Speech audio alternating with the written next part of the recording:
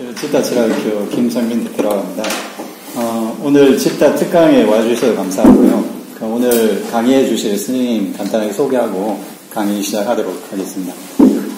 스님님은 백상현 선생님이십니다. 정신분석학자시고요.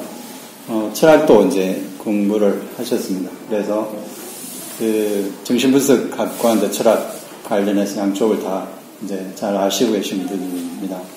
특히 이제 락강 전문가이시고요. 우리나라에서 이제 락강 철학을 전공하신 분들은 있는데 이제 정신분석학자로서의 는 거의 유일하지 않을까 싶습니다. 한국에서는. 그래서 좀 흥미로운 시간이 될 것 같고, 이제 락강에 이제 제가 부탁드린 이제 좀 큰 주제는 정신분석학자가 본 철학자 락강.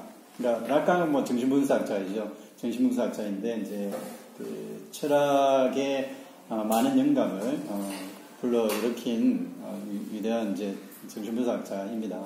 그래서 철학자로의 면모를 조금 소개를 해주십사 이제 부탁을 드리긴 했는데 너무 이제 그게 매이지 않으시고 좀 자유롭게 얘기를 해주실 것으로 보입니다. 선생님 강의 이제 그러면 시작을 하도록 하겠습니다. 박수로 우리 반갑습니다.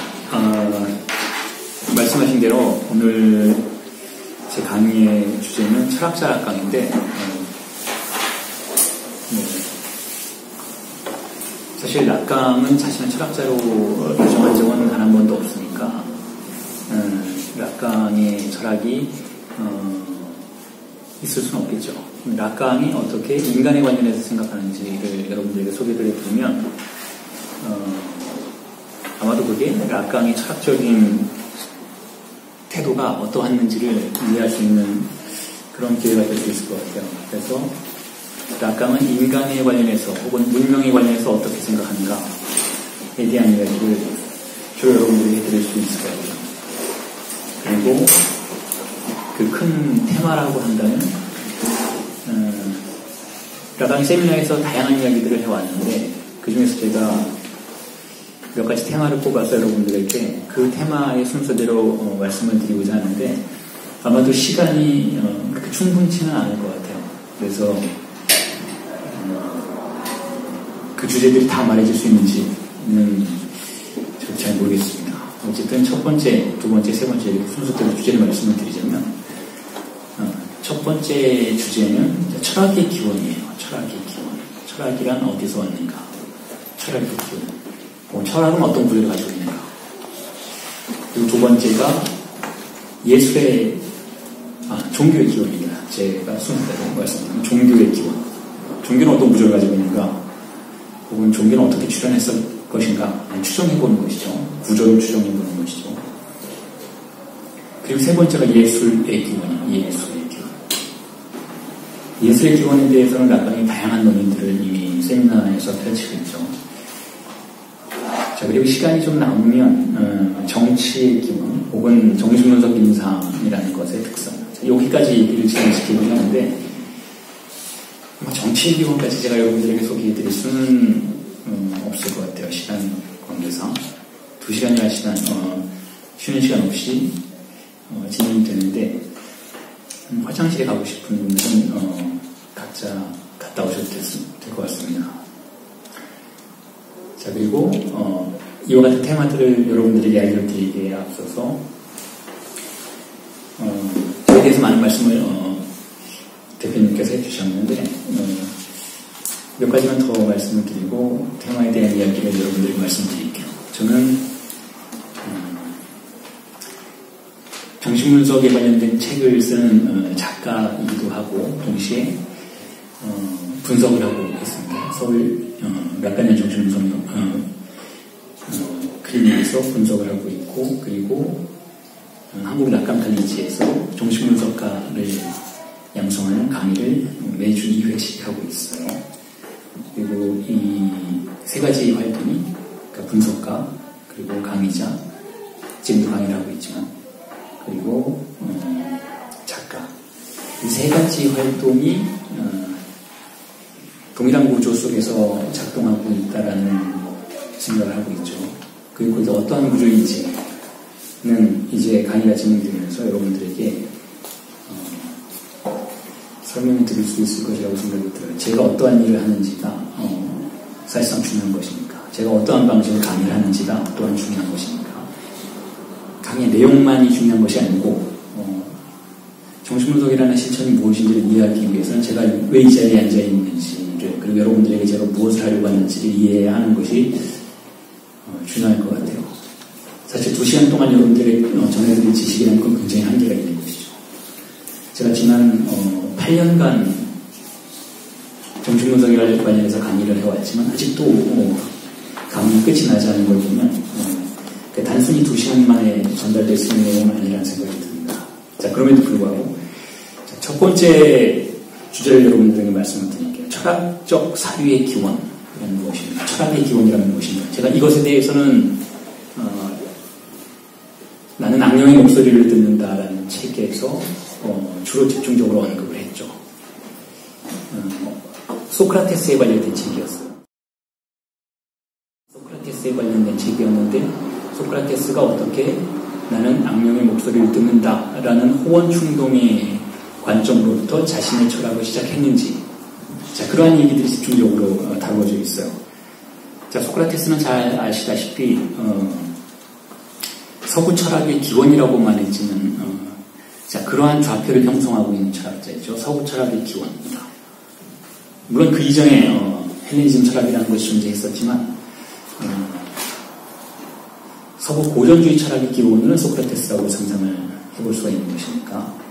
자, 그런데 소크라테스는 어떻게 철학을 하게 됐는가 하면 소크라테스 스스로의 이야기에 근거한다면 어떤 목소리 때문이다라는 거예요. 그 소크라테스나 플라톤에 대해서 잘 아시는 분들은 제가 무슨 이야기를 하는지 이해하시겠지만 자, 이런 관계를 가지고 있죠. 우리가 서구 철학의 기원 혹은 철학적 사유의 기원의 한 유형이라고, 물론 다른 모든 철학도 많이 있는 것이지만 서구 철학의 기원의 한 유형이라고 생각하는 소크라테스가 어떻게 철학을 시작했는지에 대해서 주목해 본다면 자, 이런 부분들을 꼭 설명을 덧붙여 보아야 할 것 같아요.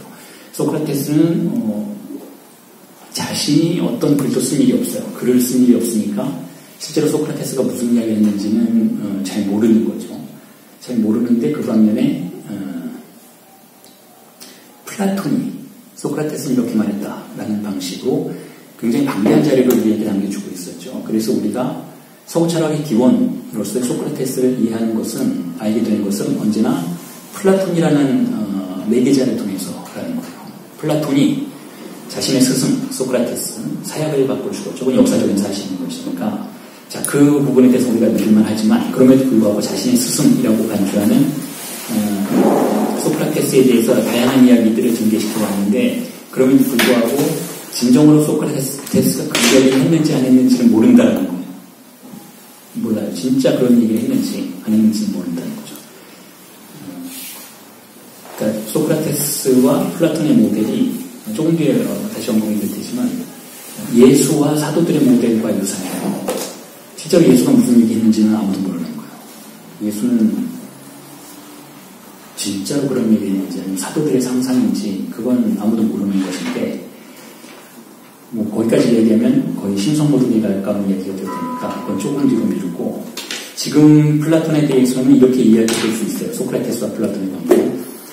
소크라테스가 했다라고 하는 방식으로 말해진 플라톤의 대부분의 저작은 사실상 플라톤 자신의 생각이었다라고 볼 수밖에 없어요. 왜냐하면 플라톤의 사유가 전개되는 과정을 살펴보면 초기부터 중기 그리고 후기로 가면서 내용이 조금씩 바뀐다는 거죠.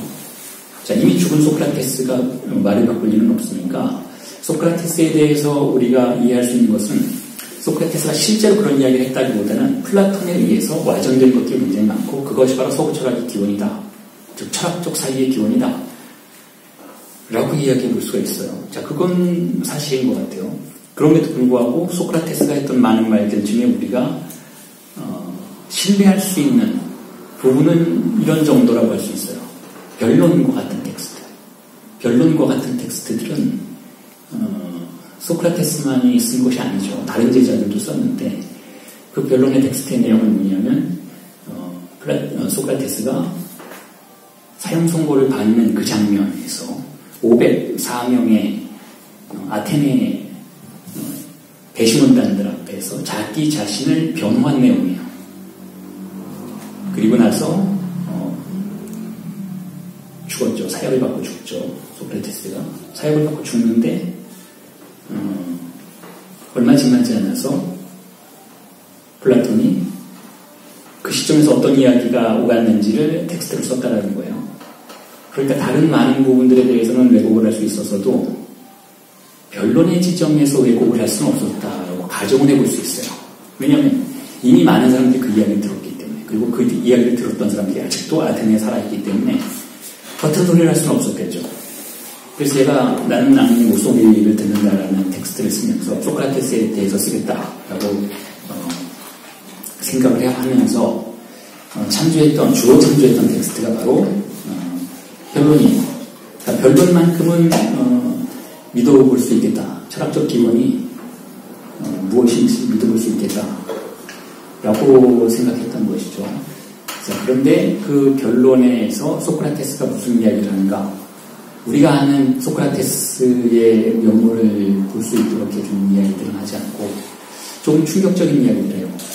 어떤 이야기인가 하면, 자, 변론에서 소크라테스가 자신에게 가해진 그 죄목들, 즉 아테네가 믿는 신을 믿지 않고 젊은이들을 타락시켰다라는 그 죄목에 대해서 소크라테스가 이렇게 변론을 하죠. 사실 변론이라기보단 그냥 자기 주장인 거예요. 소크라테스는 그렇게 사람들을 설득하거나 사람들에 대해서 자기 죄를 변명할 생각은 없었던 것처럼 보이는데 이렇게 얘기해요. 나는 제자를 둔 적이 없다 라고 이야기해요. 나는 젊은이들을 가르친 적이 없다. 최소한 무엇이 진리인지 젊은이들에게 가르친 적이 없다 라고 이야기해요. 그리고 그 주장을 사형 선고가 난 뒤에도 굽히지 않죠. 그리고 또 이렇게 얘기하죠. 내가 아테네를 떠돌아다니면서 사람들을 만나서 누가 진리를 알고 있는지를 시험한 것은 변증소를 통해서 사람들에게 논박을 시도했던 것은 어떤 목소리 때문이었다는 거예요. 어떤 목소리가 자기에게 들려온다는 것이죠. 대체로 그 목소리는 무언가를 하려고 할 때 그것이 잘못된 일이라면 그것을 하지 말라라고 자신에게 명령을 한다는 거예요. 그리고 지금 이 순간 변론을 하고 있는 자신에게 그 목소리는 들려오지 않는 것이니까 들려오지 않았다고 해요. 그래서 그 순간 소크라테스는 지금 이 순간은 나는 내 일을 잘하고 있는 것이니까 후회할 일이 없다라고 이야기하죠. 자, 그게 소크라테스가 했던 말들 중에서, 많은 말들 중에서 우리가 신뢰해 볼 수 있는 가장 중요한 문장이라고 저는 생각해요. 그래서 심지어는 19세기에 한 정신과 의사가 소크라테스가 환청을 들었다라는 것에 주목하고 소크라테스는 정신병자였다라는 것을 증명하기 위한 논문을 쓰기도 해요. 그래서 그 논문에 대해서 제가 책에서도 소개를 하고 있죠. 자, 그렇다면 소크라테스는 정신병자인가? 정신병자인지 아닌지 알 수가 없죠. 수천 년 전에 그 사람이 무슨 마음을 먹고 그 이야기를 했는지는 사실 알 수도 없고 밝혀본들 무의미하다는 생각이죠. 문제는 뭐냐면 어떻게 해서 철학이 출현했는지 그리고 어떻게 해서 철학이 발전해 갔는지를 소크라테스의 상황을 중심으로 재구성해보는 것이 중요하다는 것이죠. 그래서 그 부분에 대해서 구성을 하기 위해서 제가 이런 가정을 하죠. 바로 그 가정이 락강이라는 정신분석학자의 논평이 참고가 되었던 거예요. 락강이 무엇이라고 이야기하는가 하면 소크라테스는 역사상 가장 위대한 히스테리즘자다라는 표현을 쓰죠. 자, 소크라테스는 히스테리즘자라는 거예요. 그리고 그렇게 표현할 뿐만 아니라 락강이 그 표현을 세미나 11에서 표현했던 것인데, 세미나 8에서는, 8번째 세미나에서는 소크라테스를 위해서 1년의 세미나 전체를 바치게 돼요. 1년간의 세미나를 진행하죠. 전이라는 세미나, 전이. 자, 그로부터 제가 그 책을 쓰기 시작했어요. 그 책, 나는 낭만의 목소리를 듣는다라는 책. 그리고 철학의 기원은 히스테리적 욕망의 구조라고 락강을 따라서 규정했던 거죠. 그러니까 락강은 철학을 히스테리적 구조라고 생각했던 거예요. 혹은 어떤 철학을 히스테리적 구조라고 생각했던 것이죠. 자, 그럼 히스테리적 구조는 뭔가? 여러분들에게 설명을 드리면 철학이 락강에게는 어떻게 생각되었던 것인가 라고 이해하실 수도 있을 테고, 혹은 제가 지금 이야기하는 소크라테스의 행보가 어떻게 히스테릭 증자가 도달할 수 있는 가장 위대한 장소인지도 이해하실 수 있을 텐데, 자, 히스테리라는 구조는 어떤 구조인가? 그러니까 정신분석, 락강의 정신분석은 우리 욕망의 구조를 몇 가지로 나누고 있어요. 그것을 여러분들이 참고해 보시면 아주 흥미로운데, 인간을 우리가 흔히 두 구조로 나누잖아요. 일반인들이. 최근에 또 정신병에 대한 논란이 많이 있기 때문에, PC방 살인 사건에서 심신이야기 여전히 이런 이야기 때문에, 혹은 강남역 살인 사건이라든지 그런 것 때문에 정신병에 대한 두려움과 공포가 좀 있죠, 우리가. 자, 정상과 정신병을 나누고 있죠, 우리는. 일반적으로 일상에서, 미디어에서도 그렇고. 근데 락강의 분류 기준에서는 정상이라는 개념은 없어요. 정상이라고 할 수 있는 사람은 존재하지 않아요. 그건 환상인 것이죠. 그러니까 예를 들면 이런 거, 어떤 범죄심리학자가 미디어에 나와서 그런 얘기 했었어요. 뭐 강남역 살인사건이나 이런 정신병자들이 활개를 치면서 살인사건을 저지르고 다니는데, 그들에 대한 통제가, 혹은 그들에 대한 어떤 강제가 이루어져야 하는 거 아닌가라는 이런 이야기를 해요. 그런 이야기를 한다라는 이야기를 듣고, 그 범죄심리학자분이 뭐라고 그랬냐면, 자, 확률상 우리가 소위 정상이라고 부르는 사람들의 세계와 범죄인들의 확률이 일단 다르고, 그리고 그 확률 내부에서 예를 들어서 정상인이 9이고 비정상이라고 부르는 정신병자가 1명이라면, 자, 이 1명의 수준에서 몇 명의 범죄자가 등장하는지, 그리고 이 9명의 수준에서 몇 명의 범죄자가 등장하는지를 계산해보면, 우리가 정상이라고 부르는 사람들의 범죄율이 훨씬 높다는 거예요. 그러니까 모든 이 흉악 범죄를 거의 우리가 소위 말하는 정상인이라고 부르는 사람들이 저지르는 거예요.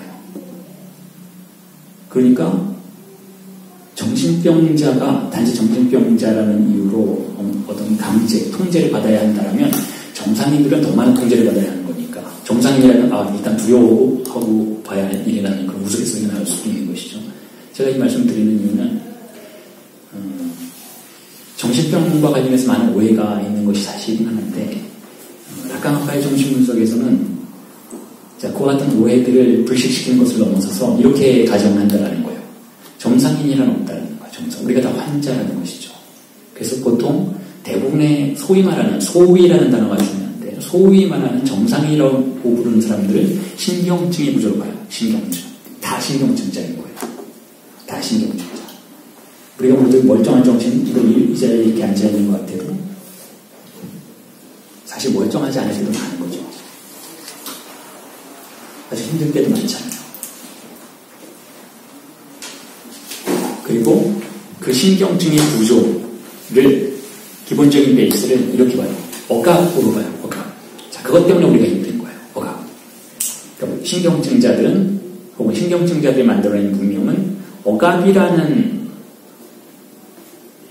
작용에 의해서 출현한 어떤 존재들이라는 거예요. 우리 모두가 다 억압된 존재들이라는 것이죠. 이 억압된 존재라는 것이 신경증의 문명을 구성해내고, 인간의 문명을 구성해내고, 인간의 존재를 만들고, 인간의 삶을 향유하게 만들고, 또한 삶 속에서 고통을 받게 만든다는 거죠.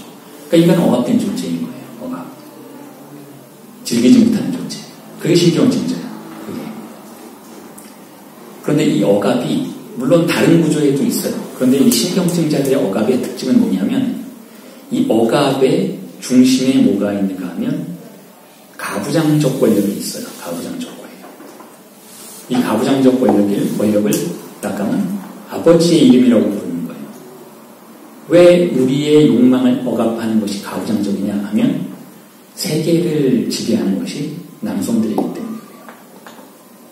세계를 지배하고 가정을 지배하고 공동체를 지배해왔던 것이 남성들이었기 때문에 권력의 형상이 가부장적인 거예요. 아버지의 이름을 중심으로 구성된 것처럼 보이는 것이죠. 그리고 그것이 들어와서 여러분들이 흔히 알고 있는 정신분석의 기본적인 문제, 어머니와의 분리를 피현시키죠. 그런 다음에 오이디푸스 컴플렉스를 극복하게 만드는 것이잖아요. 자, 그러니까 그 과정 속에서 인간 주체는, 유아기의 인간 주체는 자신의 쾌락을 포기하고 억압 안으로 들어가는 거예요. 그래서 신경증자들이 출현하는 것이죠. 그래서 이토록 우리는 억압적인 삶을 살아가게 되는 거예요. 자기 자신에 대해서. 초자라는 것도 생기고. 물론 억압이 잘 일어나는 건 아니에요. 억압의 주체는 뭐냐면, 우리를 억압하는 것의 주체는 언어예요. 언어. 인간은 언어적인 동물이고 언어적인 방식으로 자신의 욕망을 통제하기 때문에. 그런데 문제는 이 언어가 우리의 신체와 이질적이라는 거예요. 바로 이 장소로부터 신경증의 모든 문제들이 출현을 한다는 것이죠. 신경증이라는 것은 결국 우리의 신체를 통제하러 온 언어의 권력이 우리의 신체의 몸에 맞지 않는 옷이기 때문에 그 때문에 발생하는 다양한 부작용들을 신경증이라고 부르는 거예요. 그래서 프로이트가 주장했던 흔한 그 치료 방법, 말치료라는 거. 즉, 말을 더 많이 하도록 하고 말해지지 못했던 기억들을 다시 불러내어서 또 말로 하고 자신의 고통을 또 말로 하는 이 모든 과정이 바로 신체를 다시금 언어로 봉합하려는 시도들이라고 볼 수가 있다면 결국 인간에게 작동하고 있는, 특히 신경증자에게 작동하고 있는 억압은 언어 권력의 억압이라고 볼 수가 있다는 것이죠.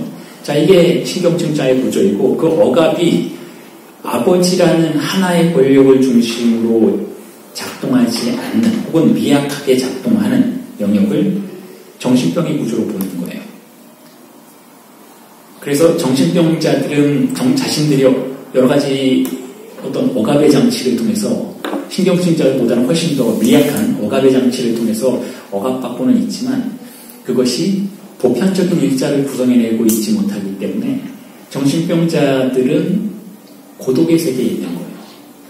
신경증자들은 동일한 방식으로 억압을 받기 때문에 욕망의 패턴들이 비슷하고 그래서 그 욕망을 누군가에게 표현하면 이해받을 수 있게 되고 그래서 공동체를 구성할 수 있게 되는 것인데 정신병의 영역에서는 보편성을 갖고 있지 못하기 때문에 결국은 자신의 욕망을 말해도 타자가 이해해주지 않는다는 것이죠.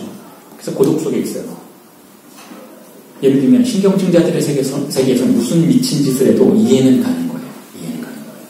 왜 미친 짓을 하는지 알겠는 거예요. 예를 들면 뭐 사랑 때문에 미쳐서 혹은 부모님과의 불화 때문에 뭐 이런 것들 다 어떤 종류의 사건들이 등장해도 욕을 할 수 있지만 그게 왜 그런지 우리는 이해는 할 수 있어요. 그러니까 여기서 이해한다는 건 수용한다는 것이 아니라 어쨌든 왜 나쁜 놈인지는 아는 거예요. 왜 나쁜 놈, 왜 나쁜 년인지는 알게 돼요.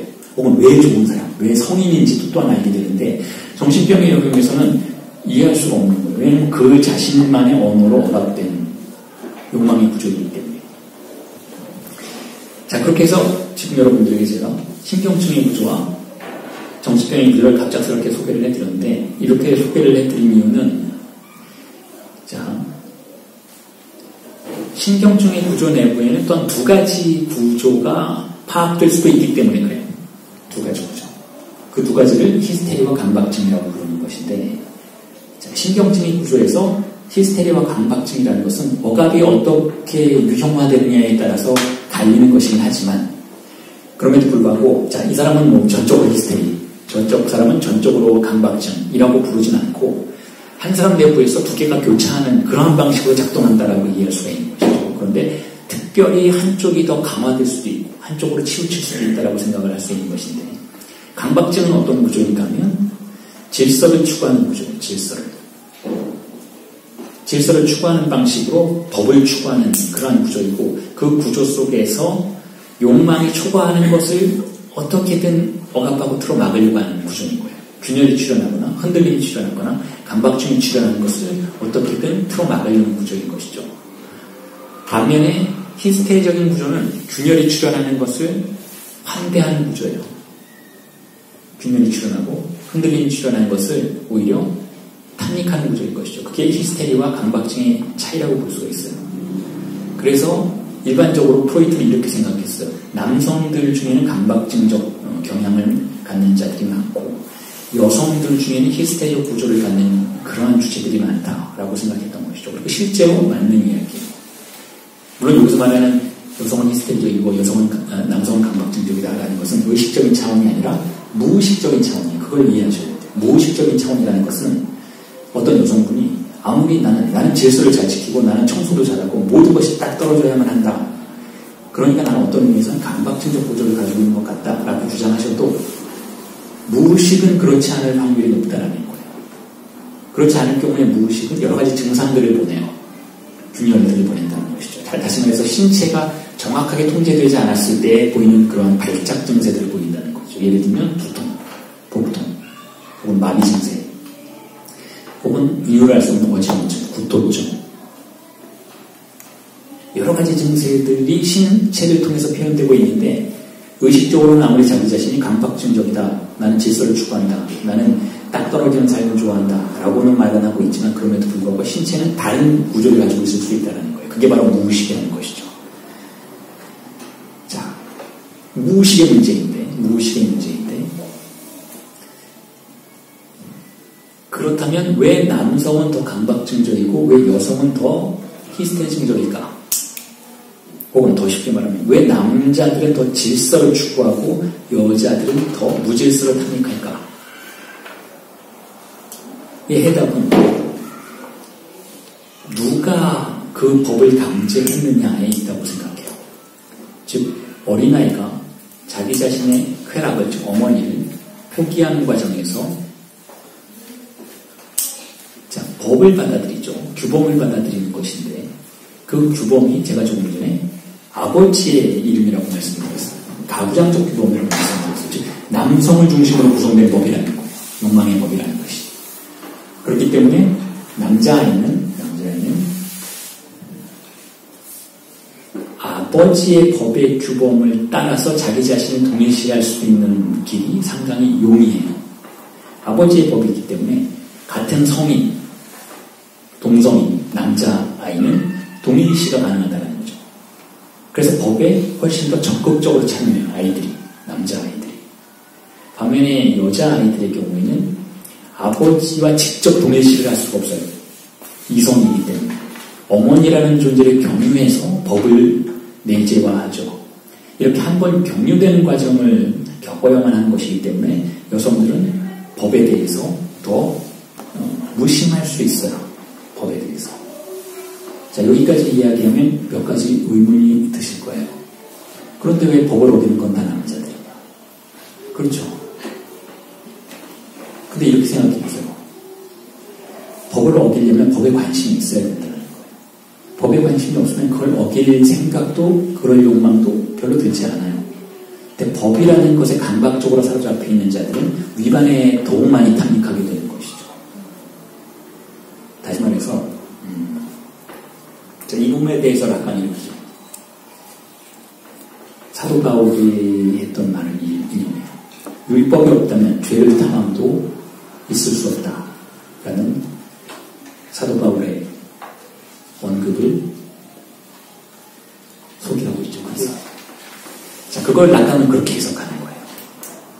물론 성서에는 그렇게 쓰여 있다 해도 그렇게 해석하는 신앙인들이 많지는 않을 수 있어요.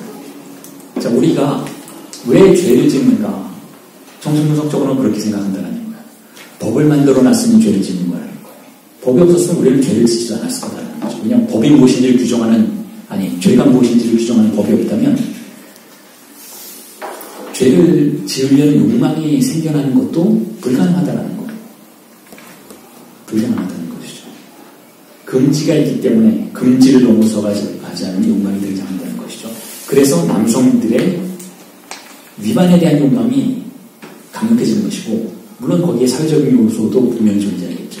남성들이 어쨌든 지배계층을 형성하고 있기 때문에 법을 위반해도 적정 수준의 제약을 받게 돼요. 하지만 여성이 위반했을 때에는 2배, 3배의 불합리한 제재를 받을 수 있는 거죠. 예를 들면 지금도 마찬가지죠. 그런데 과거엔 더했던 것이 남성이 외도를 했을 경우와 여성이 외도를 했을 경우에는 전혀 다른 형벌이 가해지는 것이잖아요. 특히 봉건 사회에서는 더욱더 그랬던 것이고, 수십 년 전만 해도 우리 사회가 역시 여전히 봉건적 사회에 머물러 있었을 때에도 여성이 외도를 하는, 위반을 하는 것에는 상당히 많은 가혹한 처벌이 따랐던 것이니까. 자, 그런 부분도 물론 포함시켜야겠죠.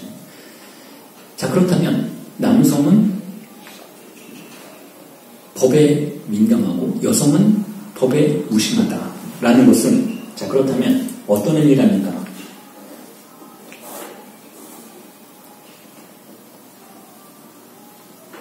여성은 무한성이 접근해 있고 남성은 유한성 내부에 머물러 있다는 뜻이에요. 법이라는 것은 뭐 단순히 실정법만 의미하는 것이 아니라 욕망을 규정하는 강력한 이데올로기를 말해요. 우리의 욕망이 어디까지 갈 수 있고 어디까지 갈 수 없다는 것을 규정하는 강력한 이데올로기를 말하는 것인데, 자, 그것을 강박증의 구조라고 부를 수가 있는데, 왜냐하면 강박증적으로 그걸 믿는 거예요. 강박증적으로. 자, 그런데 만약에 그 욕망의 구조가 강박증보다는 히스테리적 구조 쪽에 접근해 있는 것이라면, 다시 말해서 주어진 법에 혹은 강제하는 법에 덜 사로잡혀 있는 욕망의 구조인 것이라면 그것을 넘어서는 것도 강박증의 구조보다는 용이할 수 있다는 것이죠. 자, 여기까지 말씀을 드리면 이제 왜 소크라테스가 히스테리적인 구조라고 약간 이야기하는지 이해하실 수 있습니다. 소크라테스는 남자이지만 라감은 소크라테스가 히스테리적 구조를 가지고 있다고 단언하는 거예요. 왜냐하면 소크라테스가 어떤 일을 했는지, 그리고 그 다음에 플라톤이 어떤 일을 했는지 여러분들에게 설명을 해드릴게요. 자, 소크라테스가 철학을 시작한 이유는, 물론 철학을 하면서 그 악령의 목소리를 듣는다라고 자신이 표현하고 있었던 것도 설명을 드렸지만, 철학을 시작한 이유도 사실은 기이해요. 본인이 그렇게 얘기해요. 변론에서. 본인이 수백 명의 대심원단 앞에서 내가 아테네를 돌아다니면서 변증론수를 시작한 이유는 자, 이것이다 라고 분명히 설명을 하고 있어요. 뭐라고 했냐면, 자기도 아니고 자신의 친구가, 어린 시절의 친구였던 한 아테네 시민이 신전에 가서 신탁을 받았는데, 그 신탁이, 즉 신이 내린 진리의 말이에요.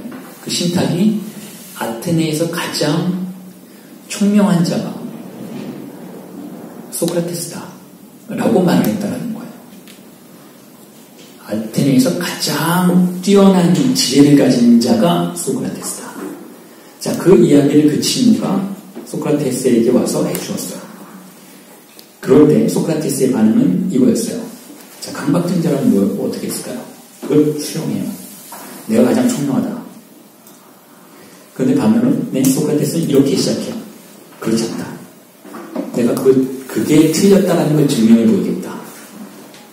즉 신탁이 틀렸다라는 걸 증명해 보이겠다라고 이야기를 하고, 아테네에 가서 자기보다 더 똑똑한 사람을 찾아다니는 거예요. 더 지혜로운 자를 찾아다니는 것이죠. 진짜로 더 지혜로운 자를 찾아다니기 위해서 가짜로 지혜로운 척하는 사람들을 면박을 줘야 되겠죠. 자, 그게 평생을 두고 소크라테스 자기 자신이 했던 일이라는 거예요. 그래서 변증술을 하는 거예요. 사람과 논리적인 논박의 대상과 논리적인 논박을 함으로써 상대방이 주장하는 진리가 틀렸다라는 걸 증명해내는 거죠. 틀렸다라는 것을. 그리고 이런 논박의 과정들은 대체로 플라톤이 묘사하는 다른 철학서에 등장하고 있어요. 예를 들면 잘 알려진 국가라는 책에서도 소크라테스가 논박을 하고 진리가 무엇인지를 주장하는 명사들이죠. 보통 아테네에서 뛰어난 명사로 알려진 그 사람들에 대해서 당신이 틀렸다라는 것을 증명해내죠. 그리고 나서 흥미로운 것은, 국가에서 그런 명사가 나와요. 흥미로운 것은 틀렸다라는 것을 증명하지만 무엇이 진리다라는 것을 말하진 않아요. 그리고 그 부분에 대해서도 변론에서 이야기를 해요. 나는 진리가 무엇인지 모른다 라고 분명히 이야기해요. 내가 한 일은 진리가 아닌데 진리라고 우기는 사람들에 대해서 논박을 한 것일 뿐이지, 내가 진리를, 신비로운 어떤 진리를 알고 있고 그것을 전파한 적은 없다라고 분명히 이야기해요. 그래서 그 유명한 이야기가 등장하는 것이잖아요. 나는 내가 모른다라는 것을 알지만 너는 네가 모른다라는 것도 모른다. 그러니 어쨌든 이 상황에선 내가 우월하다 라는 이야기를 하죠.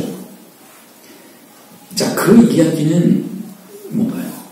진리가 무엇인지, 질서가 무엇인지를 말하는 소크라테스가 아니라 진리라고 가정되고 믿겨지고 있는 모든 종류의 법, 모든 종류의 이데올로기, 권력의 언어들의 균열점을 찾아다니는 그런 소크라테스, 히스테릭 증자로서의 소크라테스, 즉 혼란을, 카오스를 도입하는 소크라테스의 이미지가 진정한 소크라테스의 이미지라는 거예요.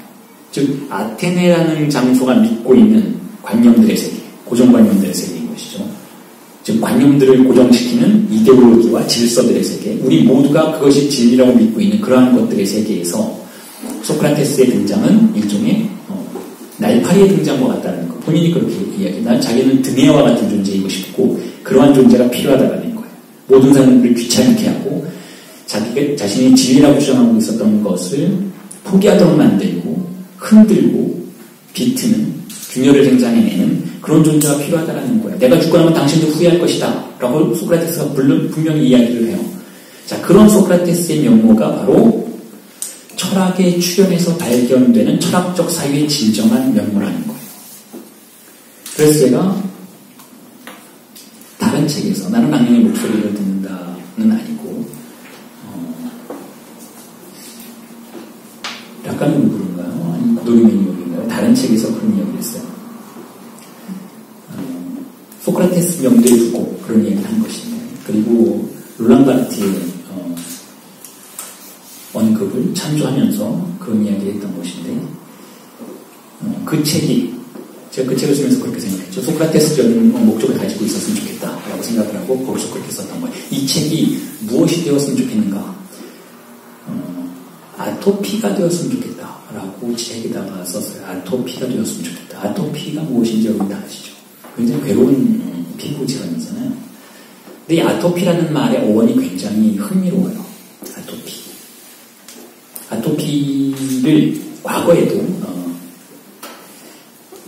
그 신체 질환으로서 알고 있었던 것은 아니고 그 아토피라는 어원이 갖고 있는 뜻을 현대 의학이 차용한 것이죠. 아토피의 특징이 뭐냐면 어디 특정한 부위를 가리지 않고 여기저기 돌아다닌다는 뜻이에요. 여기저기 다 가리는 거예요. 특정 부분에만, 예를 들면 발에만 나는 무좀 이런 것이 아니고 전신에 날 수 있고 전신을 돌아다니면서 사람을 괴롭히고 간지럽게 만드는 그 피부 질환인 것인데 그 아토피의 어원은 뭐냐면 아토포스예요. 아토포스는 어떤 뜻입니까 하면 토포스의 반대말이에요. 토포스를 부정하는 말인 것이죠. 토포스는 어떤 뜻인가 하면 좌표, 자리라는 뜻이에요. 그래서 제가 그 책에 그런 이야기를 했어요. 이 책이 아토피와 같은 역할을 했으면 좋겠다.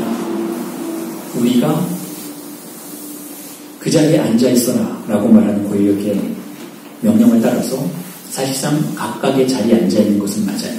누군가는 학생의 자리에 앉고 누군가는 선생의 자리에, 누군가는 아버지의 자리에, 어머니의 자리에, 아들과 딸의 자리에, 할머니의 자리에, 혹은 가난뱅이의 자리에, 부자의 자리에, 사장의 자리에, 고용주의 자리에, 종업원의 자리에, 각자의 자리에 앉아있고 자리에 앉아서 자신의 역할을 할 것을 요구받죠. 그게 바로 토포스의 세계인 거예요.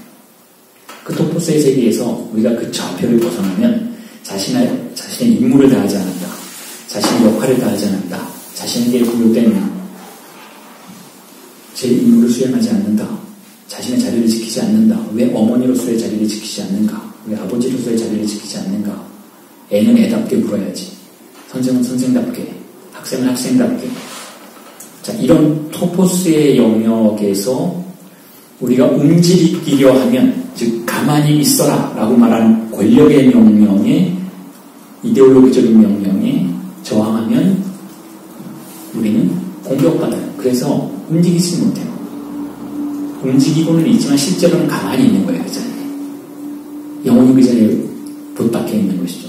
자, 그때 어떤 책은 혹은 어떤 철학자는 혹은 소크라테스는 존재의 간지러움을 유발한다는 거예요. 즉 토포스의 자리로부터 벗어나서 아토포스적 비장소의 자리로 우리를 이끌고 간다는 것이죠. 우리를 간지러워서 가만히 앉아있지 못하게 만든다라는 거예요. 좀이 쑤셔서 가만히 못 있게 만든다라는 것이죠. 자, 그게 아토포스의 효과이고 그게 바로 아토피라는 은유적인 표현 속에서 제가 말하고 싶었던 것인데 지금 소크라테스가 실제로 했던 일이 바로 그거라는 거예요. 젊은이들을 가르친 게 아니에요, 여러분. 제가 가장 싫어하는 말이 그거예요. 누가 누굴 가르친다라는 거. 누가 얼마나 있겠어요. 어떻게 삶을 가르칠 수 기술은 가르칠 수 있겠죠. 자동차를 어떻게 정비하는지, 책상을 어떻게 만드는지, 자, 이런 걸 가르칠 수 있지만 누가 감히 존재감이 무엇인지, 각자의 삶이 어떻게 살아야 되는 것인지에 대해서 가르칠 수 있겠어요. 그런 건 있을 수 없는 일이라고 생각해요. 그래서 소크라테스가 그래서 이야기하는 거예요. 나는 제자를 준 적이 없다. 그럼 이 사람이 한 건 뭐냐? 이 사람이 한 건 무엇인지 이 사람의 죄목을 우리가 읽어보면 알게 된다는 거예요. 소크라테스의 죄목, 즉 서양 고전 철학에 출연할 때 그 서양 철학자, 그 최초의 시조라고 말해지는 사람을, 즉 사형당한 최초의 철학자이죠. 사형당한 최초의 철학자 소크라테스를 사형에 이끌어 가도록 만들었던 그 죄목이 바로 젊은이들을 타락시켰다는 거예요. 즉 타락이 철학이 추구한 최초의 행동이라는 것이죠. 타락시킨 것, 좌표를 타락시킨 것, 토포스의 세계를 흔드는 것, 이게 철학이라는 거예요. 그리고 그 흔들림을 즐기는 것, 이게 소크라테스가 했던 것이라면 소크라테스가 어떻게 히스테리적 구조를 가진 히스테리증자가 아니라고 말할 수 있겠냐는 것이죠. 동요함, 흔들림, 방황, 이런 것들을 소크라테스는 즐겼다는 거예요. 그게 철학의 목표라는 거예요. 그게 철학의 실천의 유일한 목표라는 것이죠. 그게 정신분석의 관점에서 바라보아진 철학의 구조예요. 철학은 그래야 한다는 거예요. 철학은 우리를 흔들고 방황으로 이끌어야 한다는 것이죠. 그래서 제가 1년 전에 세월호의 일과적을 위해서 쓴 책이 하나 있는데 그 책의 제목을 속지 않는 자들이 방황한다라고 줬어요.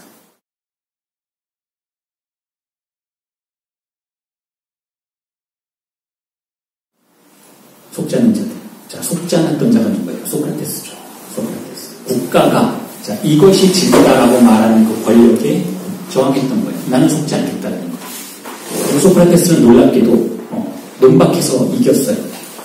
속지 않는데 성공했던 거죠. 그리고 소크라테스가 했던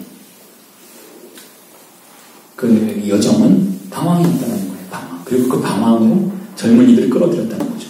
자, 그게 소크라테스가 사용당한 이유예요. 너무 많은 젊은이들이 방황하지 않도록 막아내기 위해서 국가가 방황의 핵심에 존재했던 소크라테스를 죽여버린 거예요. 속지 않는 자들이 방황한다는 사실은 락강이 21번째 했던 세미나의 제목이에요. 여러 가지 중의적인 의미를 가지고 있는데, 다의적인 의미를 가지고 있는데, 그 중에서는 좋은 뜻도 있고 나쁜 뜻도 있어요. 그런데 좋은 뜻을 펼쳐 보이자면 바로 소크라테스의 여정을, 삶을 가져볼 수 있는 속은 자들은 그 자리에 가만히 있다가 속은 자들은 제가 조금 뒤에 다시 한번 말씀드리겠지만, 그리고 미리 밝히겠지만, 저는 극단적인 무신론자예요. 저는 어떤 종류의 종교나 어떤 종류의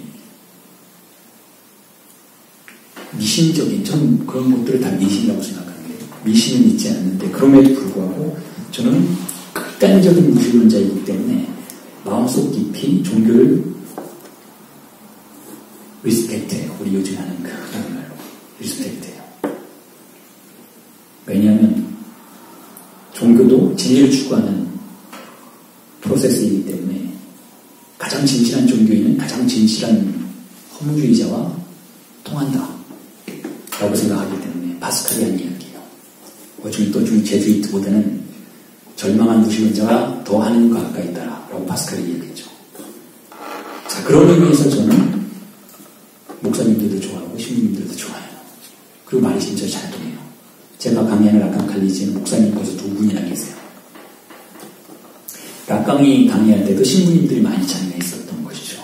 그리고 실제로 종교에 대한 얘기도 많이 하고, 그래서 제가 종교에 대한 얘기를 많이 참조하게 되는데, 무슨 이야기를 하려고 하는가 하면, 속지 않는 자들이 방황한다라는 이 명제는 기독교에서 가장 근본적인 명제라는 거예요.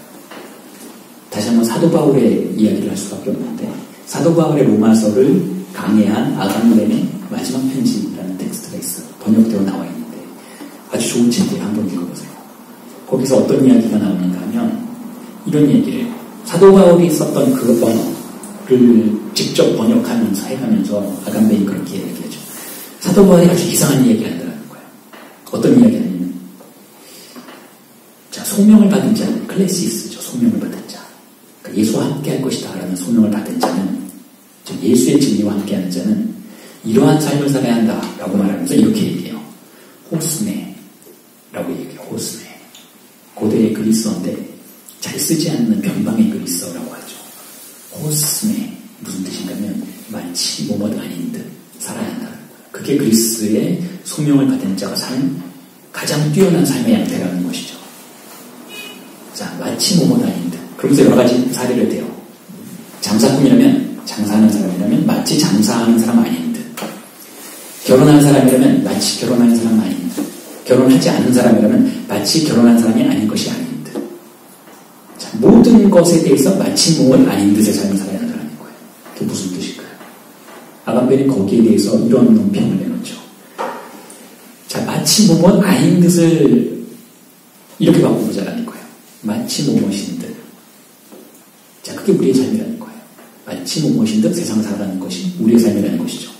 그게 신경증자들의 삶이라는 거예요. 즉, 쉽게 속고, 마치 내가 누구인 듯, 마치 내가 사장인 듯, 마치 내가 종업원인 듯, 마치 내가 어머니인 듯, 마치 내가 아버지인 듯, 마치 내가 아들인 듯, 딸인 듯, 학생인 듯, 교수인 듯, 살아간다는 거예요. 그러한 삶은 의미가 없는 삶이라는 거예요. 그 모든 마치 뭐뭐인 듯을 부정하라는 것이죠. 세속적인 모든 이데올로기의 권력이, 언어의 권력이 우리에게 강제하는 삶의 유한성, 삶의 법을 거부하라는 거예요. 저항하라는 거죠. 그게 히스테리적 주체의 삶이라는 거예요. 제가 생각하는, 혹은 아간벤이 생각하는 진리의 삶이라는 것이죠. 소명받는 자의 삶이라는 것이죠. 마치 뭐뭇 아닌 듯 살아가는 자들. 마치 뭐뭇 아닌 듯 살아가는 자들은 속지 않는 자들이라는 거예요. 속지 않는 자들. 속지 않는 자들은 어떻게 되냐면, 속지 않으면 속은 자들의 세계, 즉 아버지의 권력이 우리에게 제공하는 모든 종류의 편익이 박탈돼요. 속으면 쉬운데, 그냥 한번 속아주면 쉬운 것인데, 그렇지 않고 의심하기 시작하면 우리가 나아가야 할 좌표를 상실하게 되는 것이죠. 그 상실된 좌표의 세계가 소크라테스가 걸었던 여정이라는 거예요. 그 상실된 좌표의 세계가 소크라테스와 제자들이 걸었던 여정이라는 것이죠. 그게 철학의 구조라고 생각하고, 그게 히스테리즘자의 구조예요. 그래서 히스테리즘자 혹은 히스테리즘적 욕망의 구조를 가지고 계신 분이 분석가인 저를 찾아오면 대체로 신치료하는 사람들은 그 방황을 멈추게 해주는 거예요. 어떤 내담자가 여러 가지 욕망의 구조로 인해서 삶을 고통스럽게 견디고 있을 때 굉장히 많은 정신과 치료 의사들이 혹은 심리치료사들이 위로하고 치유하고 봉합하려고 해주죠. 그래서 마치 뭐뭇인 듯의 세계로 다시 끌어들이려고 해요. 자, 그런 일을 하지 않는다는 거예요. 정신분석은. 그 대신 방황을 지속할 수 있도록 도와줘요. 분석이라는 상황을 묻기로 해서 그 방황이 더 멀리 갈 수 있도록 도와줘요. 그리고 그 방황 속에서 자기 자신만의 욕망의 구조를 창조해낼 수 있도록 기다려주죠. 자기 자신의 언어를 창조해낼 수 있도록. 그 이전까지 그 내담자가 방황했던 것은 그 내담자의 삶을 지배하는 언어가 자기 자신의 언어가 아니기 때문에 그래요. 자기에게 맞지 않는 옷을 입고 있었기 때문에 추웠거나 너무 더웠던 거예요. 그래서 그 옷을 찢으려고 하고, 그 옷 때문에 무거워하고, 그 옷 때문에 땀이 너무 걸려 넘어지는 거예요. 망토를 너무 긴 걸 입고 있거나 너무 짧은 걸 입고 있기 때문에 부끄러워지고, 몸이 드러나고, 너무 가려지고, 마치 내가 없는 것처럼 느껴지고, 옷에 가려서, 혹은 옷이 너무 작아서 세상 사람들이 나를 비난하는 것처럼 느껴지는, 자, 그러한 상황 속에 있을 때 라칸파 정신분석은 그러한 내담자의 삶이 방황을 멈추는 것이 아니라 지금 내담자가 만들어준 외투를 입도록 만들어서 그 방황을 정지시키도록 만드는 것이 아니라 계속하도록 만들어요. 그러니까 본인이 본인의 몸에 맞는 옷을 만들 때까지, 즉 새로운 언어를 찾아낼 때까지 기다려줘야 돼요. 자, 그런데 자, 그게 소크라테스의 여정이었다면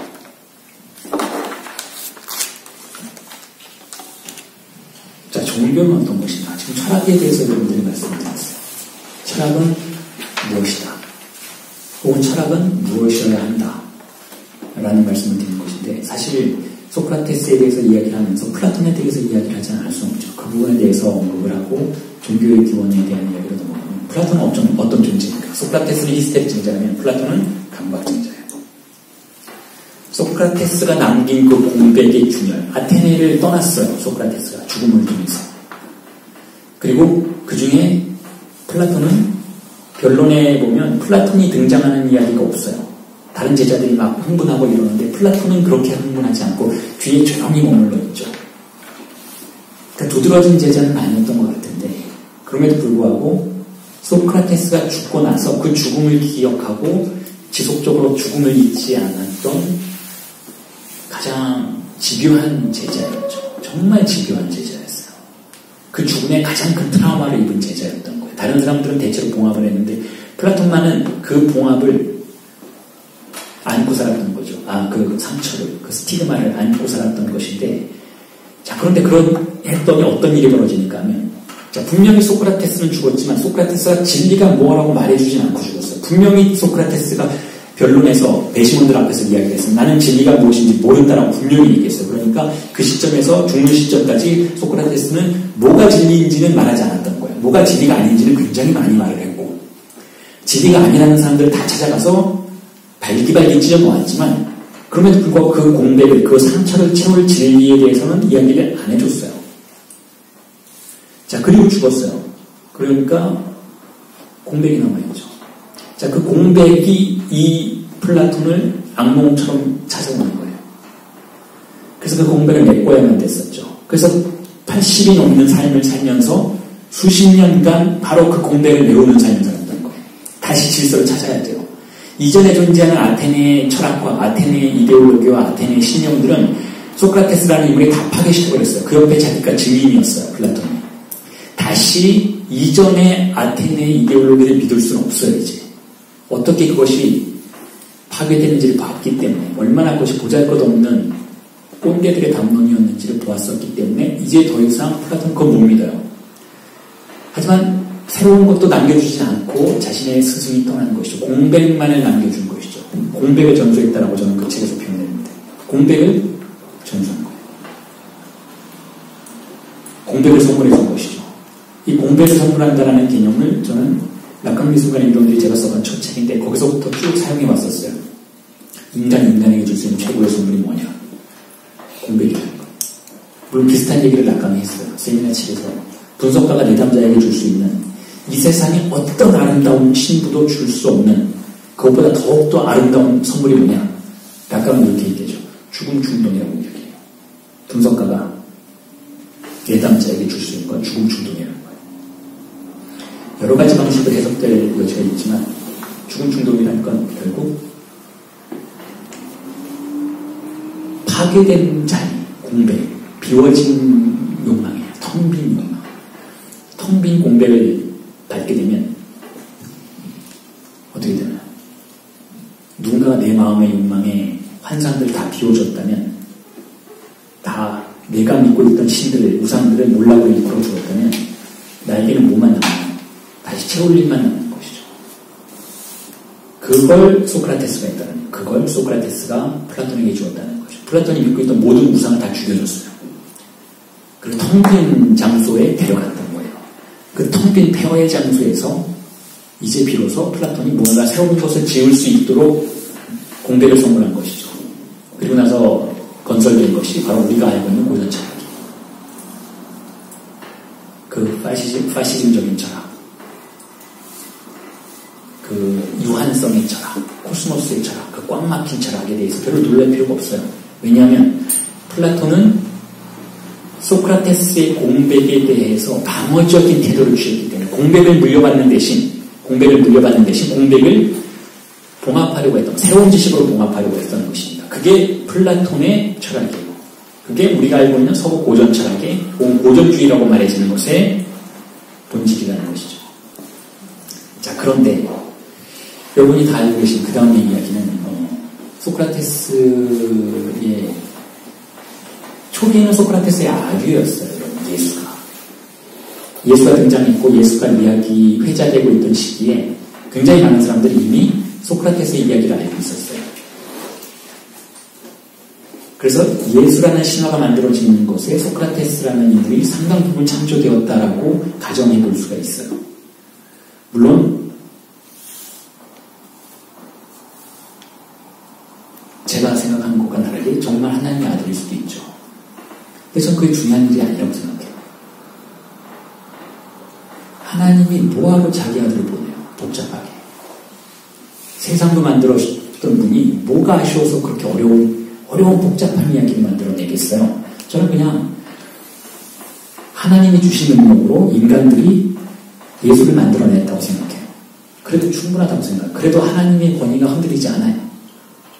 제가 이런 얘기한다고 해서 비난하실 필요는 없어요. 어떤 기독교인 분들은 뭐 비난하실 수도 있겠는데 가끔가다 그런 분들이 계신데 저는 분명히 얘기해요. 그게 종교를 모독하는 건 절대 아니라는 거예요. 자, 어쨌든 예수의 출현과 예수와 제자들의 관계는 조금 다르죠. 그게 예수의 뛰어난 점이라고 생각해요. 예수라는 신화가 가장 뛰어난 부분이라고 생각하는 장면인데, 자, 소크라테스는 공백을 도입했고 플라톤은 공백을 부합했어요. 그런데 예수는 다르게 발전해 나가요. 다르게. 예수가 공백을 도입한 거는 충분히 우리 이해할 수 있을 것 같아요. 예수라는 사람의 출현은 그 이전에 존재했던 구약 성서의 강박증적 장소에 균열을 내면서 등장한 히스테리적 존재였어요. 그야말로 히스테리적 존재인 것이죠. 질서를 다 뒤흔드는 거예요. 유대인들의 질서만 뒤흔드는 게 아니라 로마인들의 질서까지 다 뒤흔들어요. 물론 그 중에서 가장 많이 흔들렸던 사람은 우리가 흔히 알고 있는 바리새인들이죠. 학자들. 지식을 통해서 구약을 연구하는 자들. 구약이라는 텍스트를 남김없이 분석하는 자들. 그 구약의 텍스트 한가운데 예수가 등장했을 때, 자, 그렇게 생각한 거예요. 저자가 있으면 우리의 신념이 흔들린다는 거예요. 저자가 있으면 우리의 법, 체계가 흔들린다는 것이죠.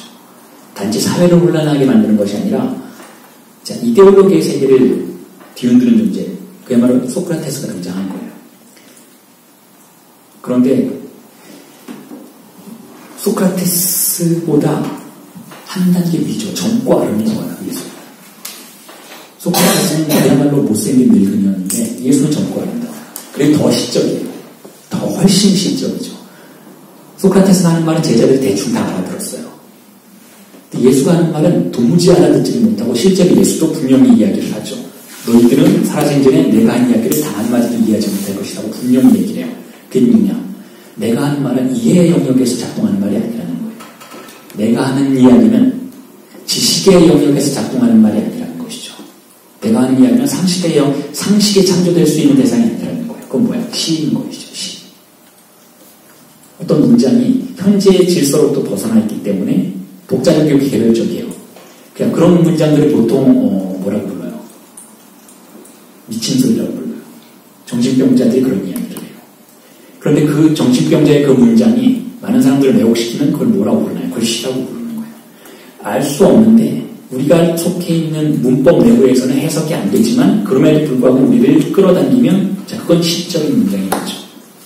욕망의 리비도의 대상이 되는 것인데, 자, 예수의 말들이 그런 거예요. 제가 지금 예수가 젊고 아름답다라고 말씀드렸던 것은 예수가 왜 먹었다는지는 모르겠는데 그 말들이 아름다웠다는 거예요. 그 말들이 사도들을 사로잡았다는 것이죠. 자, 그런 의미에서 예수의 출현은 분명히 히스테리적이에요. 자, 히스테리증자의 가장 아주 일반적이고 아주 간단한 사례를 여러분들 말씀드려볼게요. 내담자가 갑자기 울음을 터뜨려요. 물론 항상 분석실에는 옆에 휴지가 옆에 있어요. 언제 울지 모르니까. 자, 그런데 보통은 예상을 해요. 분석가가 이런 얘기, 부모님, 이제 고통스러웠던 얘기를 하다가는 울 수 있겠다. 그러면 휴지가 만약에 조금밖에 안 나와 있으면 채워놔요. 그런데 전혀 기대하지 않았던 포인트에서 갑자기 오열하는 경우도 많아요. 자, 그 울음의 의미는 뭘까요? 물론 내담자 역시 당황해요. 전혀 앞뒤 맥락이 없이 갑자기 이렇게 오열 터뜨릴 때는 본인도 의식적으로 굉장히 놀라고 부끄러워하고 창피하고 수치스럽게 생각해요. 자, 그 오열을 터뜨린 건 무의식의 영역이에요. 무의식의 작용이에요. 왜 울까요? 굉장히 간단해요. 어린아이가 잘 놀다가 갑자기 우는 경우 왜 그럴까요? 부모를 소환하는 거예요. 부모를. 그게 히스테리적 구조의 전형적인 특징인 거예요. 아버지를 소환해요. 예수가 그런 존재인 거예요. 아버지를 소환할 수 있는 능력의 존재인 것이죠. 히스테리적인 구조 속에서, 히스테리적인 발화 속에서 잊고 있던 아버지를 계속 현실로 데려오는 거예요. 아버지 하나님을 계속 불러낼 수 있는 그런 존재인 것이니까 위험한 존재인 것이죠. 바리새인들에게는. 왜일까요? 아버지가 직접 나타나면 안 돼요. 아버지 하나님은 바리새인들이 매개 하는 존재이지 직접 대중들에게 나타나면 안 된다는 거예요. 자, 여기서 종교의 강박증적 구조가 등장해요. 프로이트는 종교를 강박증의 구조를 가지고 있다고 설명을 했어요. 왜 강박증의 구조인가 하면, 여러분, 종교는 뭔가요? 교회 가시면 뭐예요? 저도 어렸을 때 교회 다녔는데, 뭐 맛있는 것도 주고, 빵도 주고 하는 간 적도 있고, 유학생활 하면서도 교회 가면 막 한국 음식을 주세요. 한국 교회 가면. 그래서 갔던 적도 있어요. 고백하자면. 뭐 그렇게 교회 가는 사람들은 뭐 나이롱 신자니까 뭐 얘기할 필요도 없겠지만, 보통 교회를 우리가 맘먹고 갈 때는 왜 가나요? 하나님을 만나러 가는 거 아니에요? 목사님 만나러 가는 거 아니잖아요. 근데 목사님을 만나러 가게 돼요. 아, 우리 동네에서 사역하신 분이 너무 말씀이 좋더라. 그럼 이제 목사님을 만나러 가는 것이 되는 거지, 하나님을 만나러 가는 건 아니에요. 물론 이렇게 얘기하죠. 저 목사님의 사역이 하나님과 더 가깝다. 나를 더 가까이 데려가는 것 같다. 라고 이야기하게 되는 것이니까, 물론 그 뒤에 하나님이 있어요. 아버지가. 자, 그런데 그럼에도 불구하고 신도가 한 주체가 하나님과 직접 만나기는 못해요. 그게 종교의 특징이에요. 물론 그렇게 권장한 것 같아요. 기도하세요. 새벽 기도하세요. 뭐 하세요. 뭐 하세요. 하나님과 직접 만나세요라고 하지만 절대로 혼자 만나기는 안 해요. 그 다음에 꼭 예배도 보러 와야 돼요. 매개하는 게 교회의 역할이라는 거예요. 그게 프로이트가 바라본 종교의 역할이에요. 여러 가지 재래의식을 갖게 되죠. 그래서 신과의 만남을 끊임없이 연기하는 구조로 되어 있어요. 그게 종교가 신과 인간 사이에 사는 일이라는 것이죠. 자, 왜 그런 일을 할까요? 왜 우리는 종교라는 시스템을 필요로 할까? 교회라는 시스템을 필요로 할까? 두 가지 사례를 통해서 그 부분을 설명해 볼 수 있을 것 같아요. 첫 번째, 아직 예수고 뭐고 그런 이야기들이 등장하기 훨씬 전에, 즉 기독교의 아주 초기의 단계에서 아브라함의 이야기가 나와요. 아브라함의 하나님은 어떤 사람이었을까? 아, 사람이 아니죠. 하나님이었을까? 아브라함의 하나님은 어떤 하나님이었을까? 아브라함의 하나님은 어떤 사람인가요? 어떤 하나님인가요? 다 아시잖아요. 말도 안 되는 하나님, 말도 안 되는.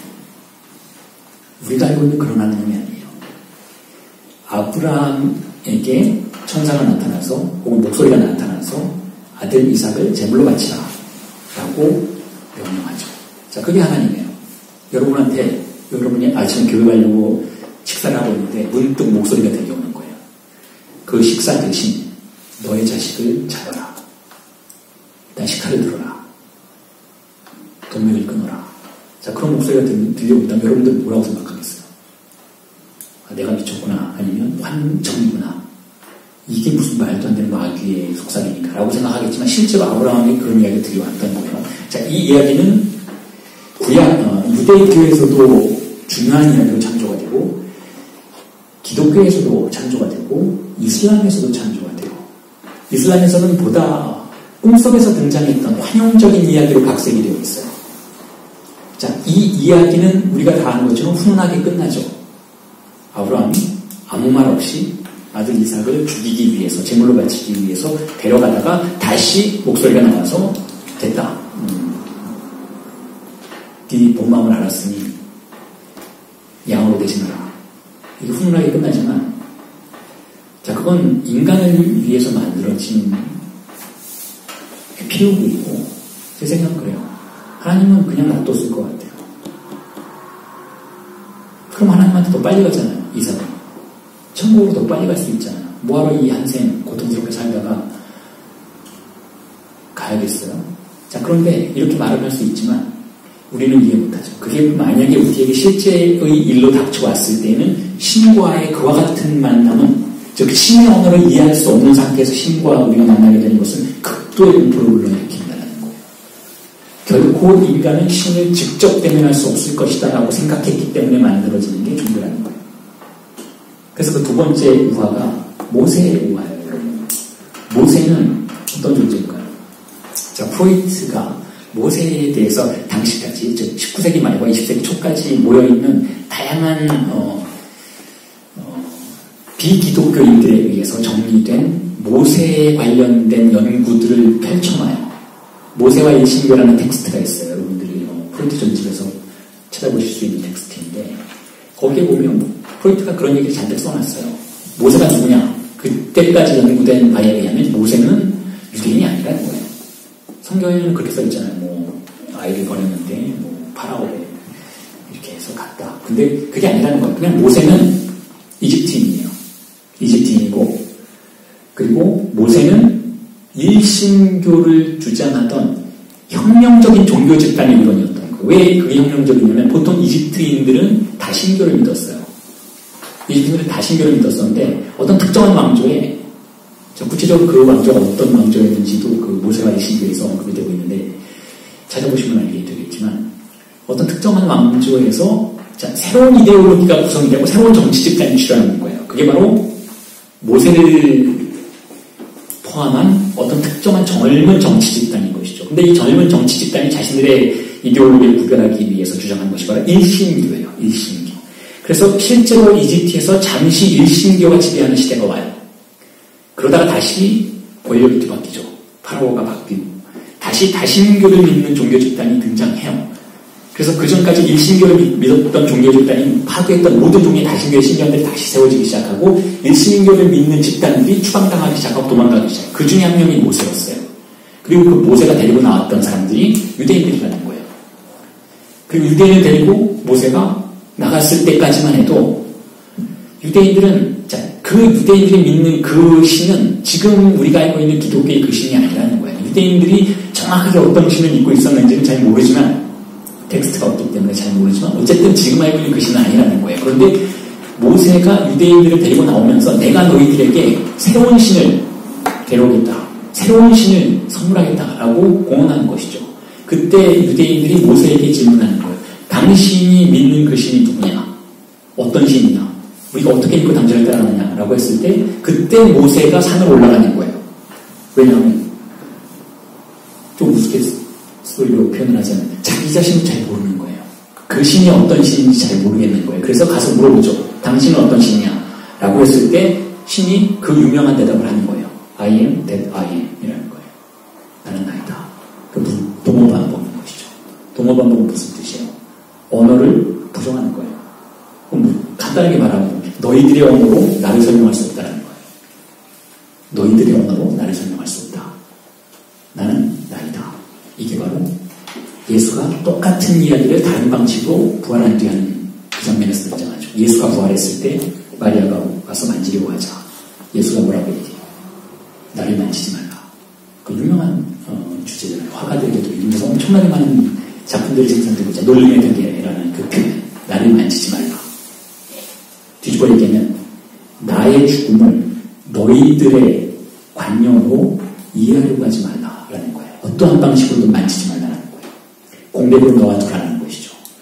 하나님이 자기 자신을 그렇게 표현했듯이 예수도 자신의 죽음을 그렇게 표현해요. 그게 부활이라는 거예요. 죽음을 살려라라는 거예요. 나의 죽음을 만지지 말고 살려라라는 거예요. 공백 자체를 살려라라는 것이죠. 그래서 그 부분에 대해서 락강이 이렇게 이야기하죠. 유대인들이 안식일을 지금처럼 7일에 한 번씩 하지는 않았대요. 뭐 40일인가 꽤 긴 시간 동안 한 번씩 했는데 그 안식일날 하는 일이 뭐냐? 안식일은 어떤 일인가? 아무것도 하지 않는 날이에요. 하지 말아야 돼요. 아무것도 하지 않는 날은 뭐냐? 공백으로서의 신을 사유하는 날이라는 것이죠. 아무것도 하지 않음을 사유하는 날이라는 것이죠. 그래서 기독교의 공백이 가장 중심적인 개념이라는 거예요. 그 공백을 최초 도입한 자가 바로 모세라는 거예요. 그런데 흥미롭게도 또한 모세가 어떤 일을 하나요?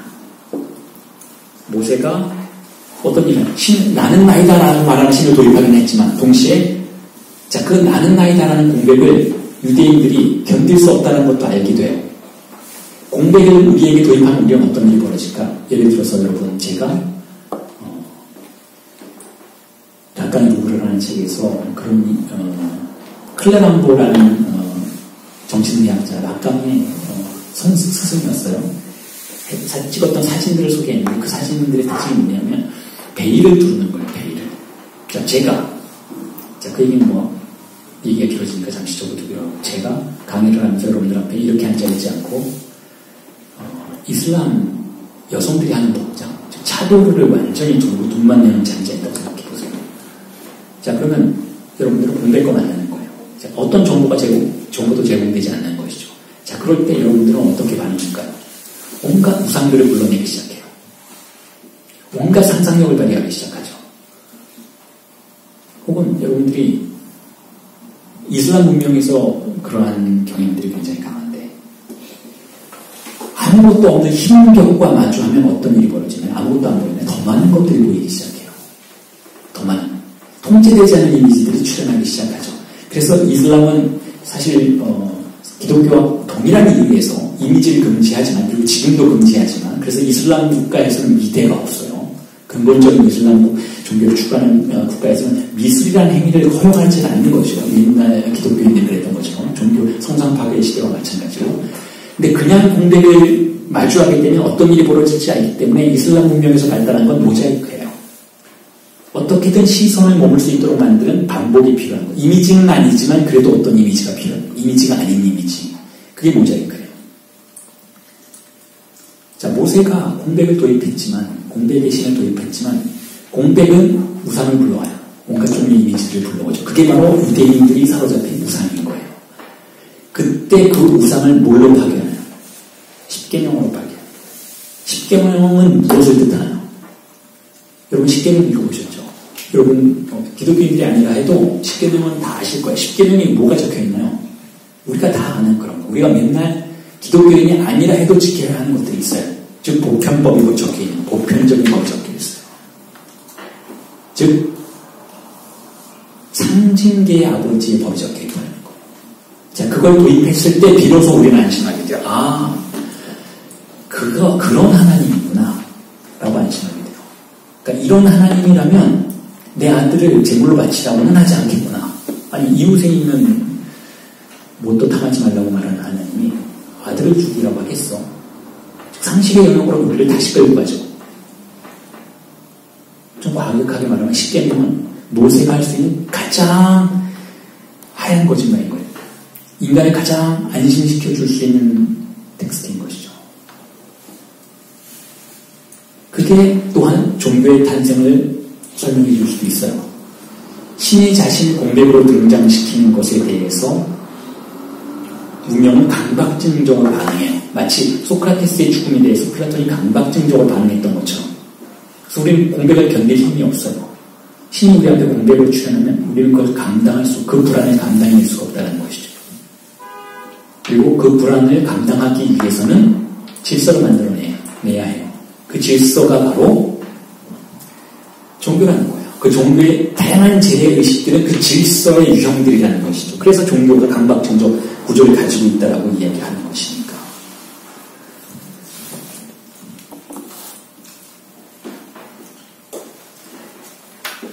자, 그렇게 해서 공백이 닫히죠. 그 공백을 다시 열도록 하는 것이 뭔가, 예를 들면, 자, 예수가 출현한다라는 것 자체가 공백을 다시 개방하는 의미를 가지고 있다는 거예요. 유대인들의 지식에 의해서 봉합된 하나님의 공백이 예수의 출현에 의해서 다시 개방되는 거예요. 이제는 더 이상 지식의 문제가 아니라 진리에 대한 충실성의 문제가 되는 그런 장소. 제가 소프트하게 진리에 대한 충실성이라고는 말하지만 일종의 관계가 되는 그런 장소가 다시 개방되는 것이죠. 다시 인간의 지식이 흔들리기 시작하는 장소가 거기에요. 그런데 얼마 지나지 않아서 아까 말씀드렸던 것처럼 죽임을 당하죠. 필라토가 죽였잖아요. 근데 빌라도가 분명히 얘기해요. 내가 죽이고 싶어서 죽이는 게 아니라 니네들이 죽이자고 했어. 라고 분명히 얘기해요. 유대인들이 하도 극성을 떨어서 내가 죽이는 거다라고 분명히 표명을 해요. 왜냐하면 빌라도가 보기에는 예수는 별로 위험한 존재가 아닌 거예요. 여러분 다 아는 것처럼 옆에 있는 도둑놈이 더 위험한 존재인 거예요. 근데 자꾸 예수를 죽이라는 겁니다. 그런데 유대인들이 보기에는 정말 위험한 존재인 거예요. 왜냐하면 도둑은 물질의 세계를 훔치는 자이지만 예수는 영혼의 세계를 훔치는 자예요. 자신들이 믿고 있는 신령을 흔드는 자이기 때문에 너무나 위험한 것이니까 꼭 죽여야만 했던 것이죠. 그래서 빌라도는 그를 죽여요. 죽이자 어떻게 되나요? 공백이 보존이 되는 거예요. 그 자리가. 죽은 자니까 상처가 남는 거예요. 사도들이 마음으로 사랑했던 자가 상처 남게 되죠. 그걸 저는 스티그마라고 불러요. 상흔이자 성흔. 성흔을 내가 상처를 갖고 있을 때 정신분석에서는 그것을 트라우마라고 부르는데 우리는 그것을 애도의 작업으로 봉합하려는 시도를 하기 시작하죠. 우리가 어떤 상처를 경험하면 우리는 애도의 작업을 시작해요. 그게 우리가 살아남는 방법이에요. 애도가 완료되지 않으면 우리는 살 수가 없으니까. 너무 슬퍼서. 그런데 보통 우리가 애도를 할 때에는 어떤 절차를 끌어들이는가 하면 권력의 언어를 끌어들여요. 내 자신의 언어로 애도하는 건 너무 힘든 거예요. 더 쉽게 말씀드리자면 여러분들이 어떤 슬픔을 경험할 때 어떤 권위 있는 사람이 와서 위로를 해주면 안심이 돼요. 예를 들어서 누군가 대학에 실수를 했는데 떨어질 거예요. 이제 군대를 가야 돼요. 세상이 끝이 난 것처럼 슬퍼할 수도 있겠죠. 요즘 세대라면 뭐 옛날에도 그랬고 한국이라면 젊은이들에겐 숨이 최고의 행복의 장소라고 믿겨지고 있으니까 자 그때 친구가 와서 위로를 해주는데 얘도 같이 떨어지네요. 그럼 위로가 안 되는 거예요. 엄마 아빠가 와서 위로해줘도 잘 안 돼요. 그런데 어떤 사회적으로 정명한 멘토가 와서 그러는 거예요. 나는 실수했어. 너도 잘 될 거야. 라면 위로가 돼요. 즉 애도가 이루어질 수 있어요. 자, 이 애도의 기본이 어디 있는가 하면 어린아이가 자신의 어머니를 상실했을 때 어머니 상실한다는 건 어머니가 뒤로 떠난다는 게 아니라 어머니와의 관계를 더 이상 예전처럼 갖게 될 수 없을 때 즉 어른이 되어야만 하는 3세, 4세에서 발생하는 그 규범적인 영역 안으로 들어오는 과정 속에서 부모가 속한 세계가 자신의 그 상실을 애도해 줄 수 있어야 되는데 그 부모가 속한 세계가 강력한 권위를 보여주면 그건 폭력이 아니라 권위, 추상적 권위를 보여주면 아이가 설득을 당하고 공동체 안으로 들어가요. 즉 어머니와의 관계를 포기해요. 그리고는 마치 철이 든 아이처럼 이제는 유아원에도 가고 유치원에도 가고 공적인 삶을 살아갈 수가 있어요. 그런데 그 공동체 안에서 어떤 누구도 권위를 보여주지 못하면 아이는 애도를 실패해요. 그럴 때 아이가 정신적인 문제를 갖게 되는 것이죠. 마찬가지로 어떤 상실이 우리에게 찾아왔을 때 우리가 의존하는 것은 공적이고 권력을 가진 언어예요. 자, 예수라는 존재가 죽었을 때 사도들이 가장 먼저 달려가고 싶었던 장소가 바로 바리새인들의 장소였을 거라고 저는 생각해요. 자신들이 그토록 믿던 사랑하던 존재가 죽었고 그 상처가 남았을 때 어쨌든 그 상처는 종교에 관련된 구약에 관련된 가장 높은 지식을 가진 자들이 위로해 줄 수 있을 것이라고 생각을 할 수 있는 것이니까 이게 더 이상 예수에게 의존할 수 없잖아요. 그럼 예수보다 위대한 존재를 찾아야 되는데 살아생전에 그런 존재가 없는 것 같으니까 그나마 바리새인들인 거예요. 그나마 사제들인 것이죠. 자, 그 상처에 대해서 예수가 경고한 거예요. 그 상처를 만지지 말고 봉합하지 말라는 거예요. 성원이라는 게 그런 거예요. 여러분 성원의 기적, 스티그마의 기적 들어보셨어요? 예를 들어서 뭐 이탈리아의 어떤 시골 지방에서 어떤 여자가 빨래를 하다가 갑자기 손바닥에서 피가 나는 거예요. 아무 상처도 없는데. 그럴 때 가톨릭의 신부들이 가서 확인을 하죠. 이게 기적인지 아닌지. 그리고 기적이라면 선언을 하죠. 스티그마의 기적이라고. 예수의 상처가 반복된다는 거예요. 물론 그런 건 말이 안 되는 얘기죠. 다시 한번 말씀드릴게요. 하나님이 있다면 그런 꼼수는 필요 없어요. 그 인간들이 만들어낸 그런 말도 안 되는 환상들과 초현실주의적인 그런 초현상적인 그런 말들에 흉역될 필요는 없지만 그럼에도 불구하고 스티그마라는 것이 가지고 있는 의미는 상당히 중요하다고 생각해요. 스티그마가 뭐냐? 너의 상처를 봉합하지 말라는 거예요. 함부로 타자가 너의 상처를 봉합하도록 애도하도록 허용하지 말라는 거예요. 그리고 상처를 통해서 변화하는 것이죠. 그게 부활이에요. 내가 생각하는 부활은 거기에 있어요. 종교의 기능 속에서 진리의 기능이 작동한다면 바로 그 스티그마를 기적으로 만드는 거예요. 제가 속지 않는 자들이 방황한다 라는 책을 쓰면서 세월호의 유가족들에 대해서 사유하면서 세월호의 유가족들이 겪고 있는 그 슬픔에 대해서 텍스트로 그렇게 표현하고자 노력을 했었어요. 그들이 겪는 슬픔이 왜 정말 슬픈 것이냐면 그들이 애도를 거부하고 있기 때문에 그래요. 국가 권력이 그들에게 다양한 종류의 옵션을 제공하고 있죠. 협박하고 어르고 달래고 보상금을 주고 여러 가지 방식으로 그들의 상처를 봉합하려고 하는데 왜 세월의 유가족들이 그 촛불 몇 개 되지 않았던 처음에는 그 광화문광장에 정말 몇 개 되지 않았던 촛불을 들면서도 그 애도를 완료하길 거부했을까? 부당하다고 생각하는 거예요. 자신의 상처를 그렇게 봉합하고자 하지 않았던 것이니까. 그리고 끝까지 그 상처가 벌려질 수 있도록 벌려진 채로 피를 흘리도록 유지했고 성공했죠. 그러자 어떻게 됐나요? 그 상처가 전염되기 시작해요. 광화문광에 사람들이 모이기 시작했잖아요. 그 이후에 촛불혁명이 일어났는데 그 촛불혁명의 시작점은 의심의 여지 없이 세월호에 유가족들이 서 있었던 바로 그 광화문광장이에요. 스티그마의 기적이 그런 거예요. 저는 그렇게 생각해요. 상처를 우리 자신의 상처를 타자의 권력이 봉합하고 애도할 것을 허용하지 않는다면 어떤 일이 벌어지나요? 현실의 세계의 상처가 유지돼요. 현실의 세계의 상처가 유지되면 현실의 세계를 지배하고 있는 이데올로기의 권력은 어떻게 될까요? 점점 무너지기 시작해요. 이데올로기의 권력이 무너지면 어떤 일이 벌어질까요? 새로운 권력, 새로운 언어가 출현할 수 있는 환경이 조성이 되겠죠. 그렇게 해서 우리는 과거의 권력으로부터 벗어나서 새로운 언어의 세계를 살아갈 수도 있는, 그야말로 신약의 세계를 살아간다고 기독교인들이 말하는 부활의 세계를 살아가게 되는 것이죠. 그리고 그러한 것들의 반복을 스티그마의 기적이라고 저는 생각하는 것인데, 그러한 기적의 세계는, 그러한 스티그마의 세계는 히스테리적 욕망의 세계예요. 그리고 그러한 히스테리적 욕망의 세계만 반복된다고 우리는 견딜 수가 없어요, 사실은. 그래서 종교가 필요한 거예요. 그래서 강박증이 우리에게 필요한 것이죠. 인간을 살게 해주는 것은 또한 강박증인 것이니까. 우리를 때로는 방황해서 멈추고 현실에 안주할 수 있도록 만들어주는 것 역시 종교입니까? 하나님과 매일 만나면 정말 피곤하죠. 그러니까 가끔 쉬는 거예요. 목사님 옆에서 아니면 권사님 옆에서 잠깐 쉬는 거예요. 한 2년 쉬다가 또 가끔 만나는 거죠. 종교에 관련된 정신분석의 해석은 이러한데,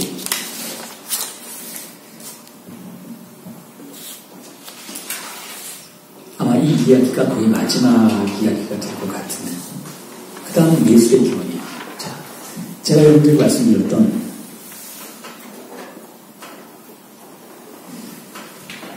철학의 기원, 종교의 기원, 혹은 철학의 혁명적 기능, 혹은 종교의 혁명적 기능을 그대로 가져오시면 예술의 기원도 여러분들이 충분히 상상해 보실 수 있어요. 보통 이쯤 하면 여러분들이 대학생이라면 제가 시험을 보기 시작하죠. 앞선 두 사례를 통해서 예술을 설명하라. 그러면 대충 잘 써요. 히스테리의 구조와 강박증의 구조를 적용시키면 똑같은 구조가 나오니까. 그래서 굳이 그렇게 깊이 들어가서 여러분들에게 얘기해 드릴 필요가 있나라는 생각도 좀 드는데, 그래도 몇 개의 사례를 여러분들에게 제시해 드릴게요. 여러분들이 읽을 수 있는 책이 이것과 관련해서 두 가지가 있는데, 세미나 11은 번역되어 나와 있잖아요. 한국에. 락강의 세미나 11에서 음식을 다뤄요. 락강. 그리고 회화는 무엇인가, 이런 장르를 언급을 하고 있죠. 락강의 세미나 11에서 말하는 예술은 강박증적 구조의 예술이에요. 그 예술은 히스테리적 구조가 아니에요. 그 예술은 방어적인 예술에 대해서 많이 이야기를 해요. 그래서 세미나 11에서는 제가 하는 이야기가 예술의 어떤 혁명적 기능이라든지 그런 부분에 대한 언급이 많이 없죠. 그 대신 세미나 7에 많이 나와요. 세미나 7에. 세미나 7에 많이 나오는데 세미나 7은 우리나라에 번역이 되어 있지 않지만 제가 그 강해서를 썼어요. 그게 락강의 인간학이라는 책이에요. 거기에 그런 부분들이 많이 설명이 되어 있죠. 예술은 히스테리적 구조다. 자, 이게 락강이 예술의 구조를 판단하는 방식이에요. 그러니까 예술은 근본적으로 히스테리적이라는 거예요. 물론 물론 강박증적일 수도 있지만 예술이 진정으로 기능할 때는 히스테리다. 그럼 사실 똑같은 얘기를 철학에 대해서도 할 수 있고 종교에 대해서도 할 수 있는 것이죠. 철학도 강박증적이지만 플라톤을 보면 강박증적이죠. 진리가 없는데 진리가 있다고 자꾸 우기고 그것을 언어로 설명하고자 하는 거예요. 반면에 소크라테스는 진리가 없다라는 것을 주장하면서 현실에 있는 모든 종류의 가상의 진리들을 파괴하는 그런 용어도인 것이니까. 자, 그런데 예술도 마찬가지라는 거예요. 자, 아름다움에 대해서 예술은 논하게 되죠. 아름다운 이미지, 자, 회화만 일단 여러분에게 설명을 드리자면 회화란 어떤 것인가? 자, 회화란 어떤 것인가를 설명하기 위해서 또 플라톤을 불러올 수밖에 없는데 플라톤이 뭐라고 얘기하냐면 예술가들은 사기꾼이라는 거예요. 왜 사기꾼이냐면 예술가, 그러니까 플라톤이 겨냥하는 사람은 대체로 시인들인데 국가에서 이런 이야기를 하죠. 시인들은 형식을 자꾸 바꾼다는 거예요. 새로운 형식이 자꾸 현혹되고 형식을 자꾸 바꾼것으로 그들이 무슨 말을 하고 있는지도 잘 모르게 만들고 동시에 그러한 시가를 도시에 터뜨려서 도시의 질서를 어지럽히고 그리고 여기서 굉장히 중요한 포인트 이야기를 하죠. 국가를 몰라게 이렇게 할 수도 있다는 거예요. 아니 어떻게 예술가들이 국가를 몰라고 그러니까. 어쨌든 플라톤은 그래서 예술가를 굉장히 싫어하고 추방해야 한다라고까지 그 유명한 망언을 하게 되죠. 근데 그것을 자 뒤집어서 생각해 볼 수가 있어요. 플라톤이 그런 이야기 해준 것은 굉장히 고마운 이야기예요. 그 얘기 뭐냐면 예술이 얼마나 위험한지를 우리에게 알려준 것인 것이 동시에 예술이 얼마나 혁명적일 수 있는지를 우리에게 암시해 준 것이기도 하니까. 자, 예술의 형식이 국가의 법 질서를 전복시킬 수 있다라고 지금 이야기하고 있는 것이니까 예술이 얼마나 히스테리적일 수 있는지를 언급하고 있는 것이죠. 자, 예술은 왜 히스테리적인가? 제옥시스와 파라시오스에 대한 이야기 제가 여러 책에서 언급을 했는데 여러분들에게 설명을 드릴게요. 누군지 아시는 분은 아실 거예요. 그리스 역사서에 등장하는 두 신화적인 인물이죠. 제옥시스라는 사람이 있었는데 아테네에서는 뭐든지 경연대회를 했어요. 뭐 올림픽과 같이 이렇게 신체의 어떤 뛰어난만을 강건한만을 경연한 것이 아니라 예를 들면 소포클레스도 비극 경연대회에서 수차례 우승을 했던 인물이고 제옥시스도 마찬가지예요. 그림 그리기 대회에서 수차례 우승을 했던 아테네에서 가장 뛰어난 화가였어요. 그래서 그런 이야기도 있죠. 제옥시스가 그림을 그리면 포도송이를 이렇게 그리면 지나가는 새들이 그게 진짜 포도송이인 줄 알고 그것이 그려진 담벼락에 와서 부딪혀 떨어졌다는 거예요. 그 이야기를 세미나 11에서 락강이 해요. 자, 그런데 그러한 유명한 화가였던 뛰어난 화가였던 좀 리얼리즘의 대가였던 정말 리얼리즘의 대가라고 부르는 하이퍼 리얼리스트 정도 되는 거죠. 그 리얼리즘의 대가였던 그 제옥시스가 졌던 인물이 있어요. 졌다고 항복한 인물인데 그 사람이 바로 파라시오스인 거예요. 파라시오스는 어떤 인물이냐면 자, 경연대회에 나왔어요. 근데 제옥시스가 포도송이를 그려놓고 자 이렇게 나는 엄청나게 그림을 잘 그린다. 자연을 거의 똑같이 정말 완벽하게 묘사한다. 라고 자랑하고 있을 때 파라시오스가 내가 당신보다 잘 그릴 수 있다. 라고 주장을 하고 제옥시스에게 자신의 그림을 보여주죠. 그런데 제옥시스가 보기에는 파라시오스가 그림을 보여준 게 아니라 커튼을 가려놓은 것 같았어요. 그래서 커튼을 치우라고 손을 내밀자마자 그 커튼이 그림이었다는 걸 알게 되는 거죠. 그래서 제옥시스가 이렇게 얘기해요. 나는 새를 속였지만 너는 인간을 속였으니까 그것도 뛰어난 화가를 속였으니 네가 더 뛰어난 화가다라고 인정을 했다는 거예요. 그럼 인정을 했다는 것이죠. 자, 물론 말도 안 되는 이야기죠. 근데 이 안에서 엄청나게 많은 재료들을 우리는 끄집어낼 수가 있어요. 끌어올 수가 있어요. 락강이 하는 일이 그것이 있다고 제가 하는 일이 그것이 있대요. 자, 제옥시스는 어떤 화가인가? 보여주는 화가예요. 파라시오스는 어떤 화가인가? 가리는 화가예요. 자, 보여줌과 가림. 보여주는 화가는 어떤 화가인가요? 여러분, 그림을 잘 그리면 그 사람은 어떤 사람인가요? 음식을 잘 만들면 그 사람은 어떤 요리사인가요? 모든 사람이 좋아하는 것이 무엇인지 아는 사람인 거예요. 모든 사람들이 무엇을 아름답다고 생각하는지를 알고 그것을 보여주는 사람인 거예요. 즉, 우리를 지배하는 관념에 함께 지배당하는 자인 거예요. 그게 제옥시스예요. 모두가 맛있다라고 생각하는 것을 만들어서 우리에게 주면 우리는 당연히 맛있어요. 미각을 느끼는 거죠. 너무나 달콤하게. 그 얘기는 이 사람 역시 우리 모두를 지배하는 미각의 세계에 정점에 존재한다라는 거예요. 그 얘기는 뭐냐면 이 사람 역시 우리와 같은 세계에 있는 사람이고 우리가 믿고 따르는 질서를 같이 믿고 따르는 사람이라는 것이죠. 자, 반면에 파라시오스는 어떤 사람인가요? 우리가 믿고 따르는 것을 갑자기 지워버리는 사람인 거예요. 우리에게 공백을 도입하는 사람인 것이죠. 커튼으로 가리는 자라는 거예요. 우리가 무언가를 아름답다고 생각하려고 할 때 그것이 아닐 수도 있다라고 우리에게 의문을 품도록 만드는 자인 것이죠. 가리는 자. 진리를 가리는 자예요. 혹은 진리가 없다라고 숨기는 자인 것이죠. 그게 파라시오스예요. 자, 이 두 화가의 유형이 여러분 역사 속에서 지속적으로 반복이 돼요.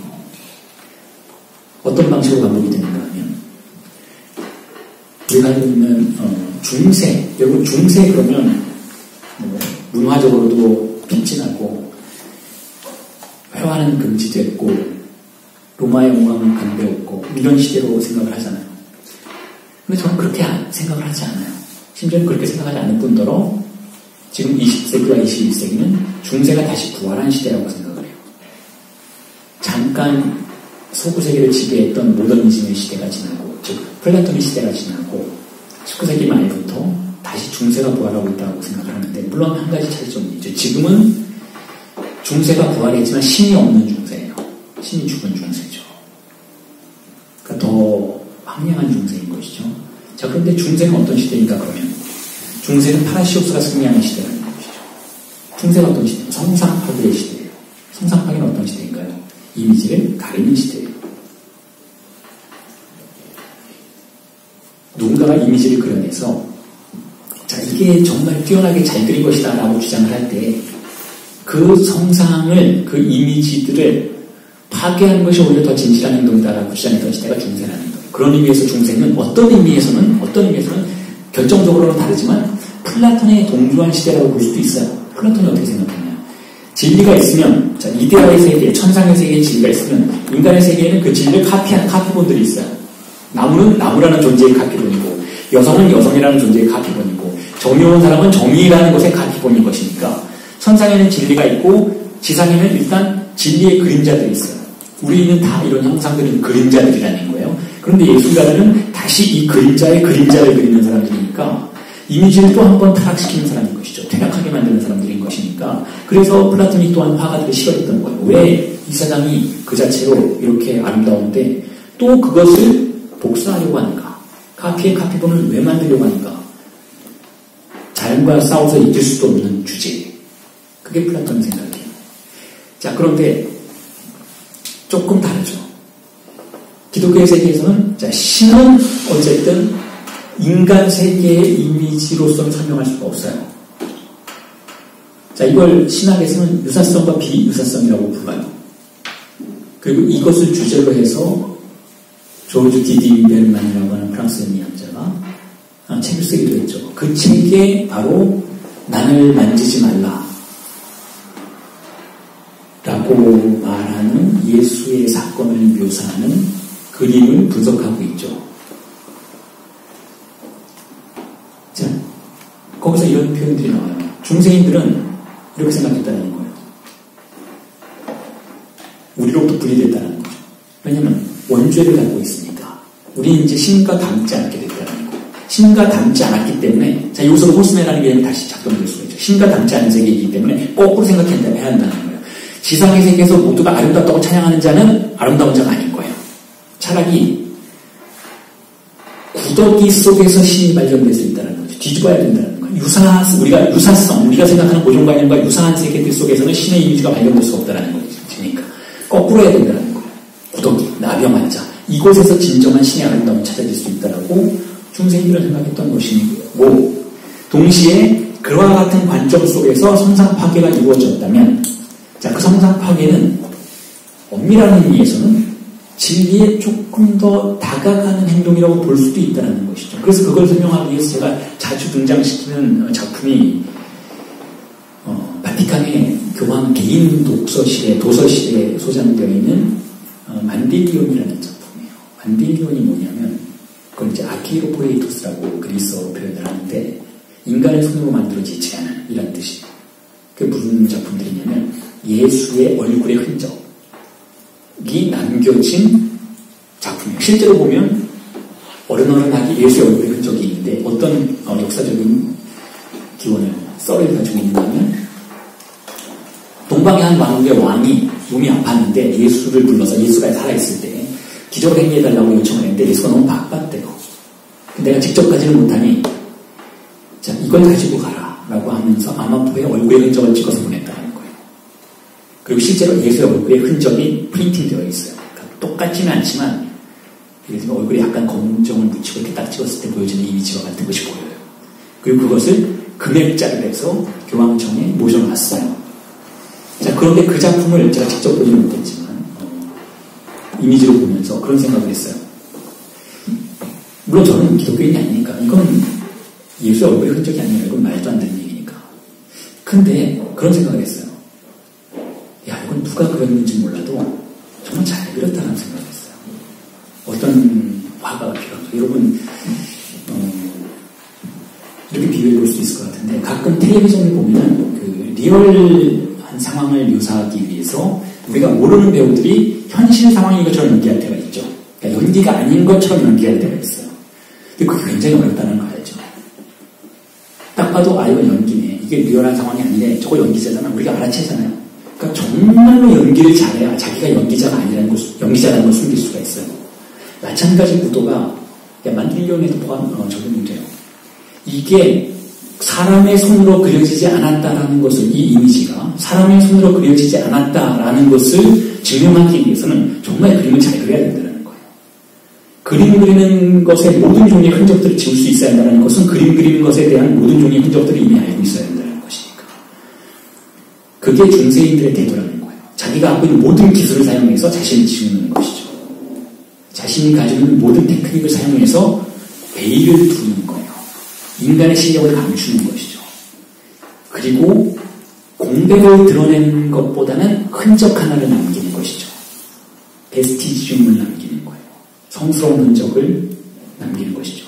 그러니까 욕망을 촉발시킬 수 있는 수준에서만 이미지를 남기고 모든 종류의 인간적인 테크닉을 베일에 가릴 수 있도록 만드는 그러한 화가들이 존재했다는 거예요. 존재했다는 것이죠. 그게 바로 파라시오스의 후손들이라는 것이고, 그리고 예수의 영역에서 바로 그러한 테크닉들이 놀랍게도 여러분 19세기에 다시 등장해요. 우리가 흔히 알고 있는 19세기의 화가들은 그야말로 모더니즘으로부터 빠져나오면서 다시 중세로 돌아가고자 하는 그런 운동을 펼쳤어요. 실제로 노골적으로 그렇게 표현했어요. 중세로 돌아가자라고. 라파엘 전파라는 이름의 일단은 화가들이 있는데 영국의 화가들인데 무슨 뜻이냐면 라파엘 이전으로 돌아가자라는 거예요. 라파엘 이전에 완전히 중세는 아니지만 중세 흔적을 많이 가지고 있었던 화가들의 세계로, 지오토와 같은 화가들의 세계로 돌아가자. 그들이 오히려 더 진실하다라고 생각했던 거예요. 라파엘은 어떤 인물이냐면 원근법을 통해서 서구 원근법과 근대 미술의 세계를 완성한 사람인 것인데, 그 완성을 19세기 화가들은 타락으로 보는 거예요. 우리가 알고 있는 고갱 이런 사람들이 신비주의를 표방하면서 원근법을 포기하는 이유는 모더니즘 이전으로 돌아가고자 한다는 거예요. 추정해 볼 수가 있다는 것이죠. 그래서 19세기로부터 등장하는 그 모든 미술사의 흐름을 성상 파괴로 그대로 뒤집어서 생각해 보아도 무리가 없다는 거예요. 우리가 알고 있는 20세기 초의 다다이스트들은 어떤 인물들인가요? 그야말로 성상 파괴주의자들이에요. 모더니즘이 만들어낸 모든 서구 문명을 다 파괴하고 조롱하고 불태워버리는 실제 퍼포먼스를 했던 자들이고, 그리고 신비주의를 표방하는 자들이고, 여기서 말하는 신비주의가 바로 중세의 신비주의예요. 신비주의란 뭔가요? 신비주의란 상식의 한계 바깥으로 욕망을 투사하는 행동인 거예요. 어떤 특정한 사물을 현실 세계에 도입해서 이걸 신비주의적인 방식으로 간주할 때, 자, 그런 현상들이 일어나요. 예를 들면 성물을 우리가 종교에서 성물을 각각 교회마다 모시고 있죠. 특히 특히 유럽에 가면 어떤 교회는 뭐 예수의 가시면만에 조각이 모셔져 있고 뭐 이런 교회들이 많아요. 심지어는 그 십자군 원정 시절에는 그 선물들을 매매하는 상업도 성했다고 해요. 누군가가 그걸 만들어내고 그걸 팔고 하는 그런 상업들이 성했다고 하니까. 자, 선물이 뭐냐 하면 어떤 특정한 상물이 딱 들어와서 이 현장의 현실적인 질서를 갑자기 정지시켜버리는 것이죠. 예를 들면 이 자리에 강동원 씨가 강의를 들으러 왔다고 생각해 보세요. 그 아저씨 그 강동원 씨 맞나요? 그 배우. 수업이 되겠습니까? 안 돼요. 이 수업이 갖고 있는 질서를 갑자기 붕괴시키죠. 제가 정중하게 나가기를 요청을 할 거예요. 수업이 진행이 안 되겠죠. 그쪽 분들하고. 선물이란 그런 개념을 가지고 있어요. 어떤 예외적인 사물이 우리 안으로 들어와서 자리를 잡게 되면 우리를 지배하고 있던 질서가 갑자기 정지되는 거예요. 이게 선물의 특징이죠. 자, 이러한 구조를 가장 적극적으로 사용했던, 물론 르네상스 한가운데 있었던 화가이긴 하지만 그럼에도 불구하고 가장 중세적인 인물이었던 레오나르도 다빈치를 들어볼 수가 있어요. 레오나르도 다빈치 온갖 종류의 수단과 방법을 다 동원해서 자신의 작품, 자신의 글 쓰는 게 어떤 페이퍼들까지도 신비로운 것으로 만들고자 노력했어요. 즉 하나의 작품이 사람들에게 완전히 파악되는 것, 즉 사람들이 만져질 수 있는 수준으로 파악되는 것을 거부하는, 즉 나를 만지지 말라라고 요구하는 그런 작품들을 그려냈던 것이죠. 그 대표적인 기법이 바로 스푸마토 기법이에요. 어떻게 지우는지 모르겠지만 외곽선이 정말 신비롭게 사라지는 거예요. 도대체 어떻게 그렸는지 모르겠는 그런 테크닉을 사용해서 작품 자체를 기이하게 만든 것이죠. 즉 현실의 질서로부터 예외적인 공간으로 물러날 수 있도록 작품을 만들면 역효과를 발휘해서 현실의 공간을 지배하는 질서들이 느슨해지기 시작한다는 것이죠. 자, 이게 중세적인 선물의 효과라면 20세기에서 그런 작품들, 그런 효과를 생산해내요. 신비주의적인 작품들을 생산해내기 시작해요. 그리고 그 신비주의적인 작품들을 한계 안에서 경계를 가르는 방식으로 구도하지 않고, 즉 작품이 있고 경계가 있고 관객이 있는 방식으로 구도하지 않고 20세기 미술 적극적으로 취하는 전략들은 뭐냐면 이거를 관객의 영역으로 가지고 갈 수 있도록 만들어요. 어떤 아우라가 있는 사물을 관객의 영역으로 집어던지는 그런 행동들을 하기 시작하죠. 그래서 관객들이 더 이상 어떤 게 예술작품이고 어떤 게 예술작품이지 아닌지를 헷갈리게 만드는 그런 전략들을 사용함으로써 관객들이 속해 있는 일상의 질서가 흔들리는 것을 조장하죠. 이게 20세기 미술의 전략이에요. 이게 중세의 성자들이 취했던 테크닉이 돼요. 그렇게 함으로써 현실의 질서를 정지시키고 마치 무엇인 듯의 세계를 흔들어 버리는 것. 그렇게 함으로써 마치 무엇 아닌 듯의 신비주의적 세계가 펼쳐질 수 있도록 만드는 게 중세적 전략이라면 20세기 진리를 추구하는 자들이 동일한 전략을 구사하고 있다는 거예요. 그리고 여기에 대해서, 이것에 대해서 그런 의미에서 예술은 시스템적인 구조를 가지고 있다라고 설명을 드려왔었어요, 제가. 1년 전까지만 해도. 그런데 지금은 생각이 조금 바뀌었어요. 시스템적인 구조 말고 더 적합한 구조가 있다라는 생각을 하게 되었죠. 그게 뭐냐면 성도차기 구조예요. 그게 악마의 미학을 쓰면서 저를 끌어당겼던 생각이죠. 성도차는 무엇인가?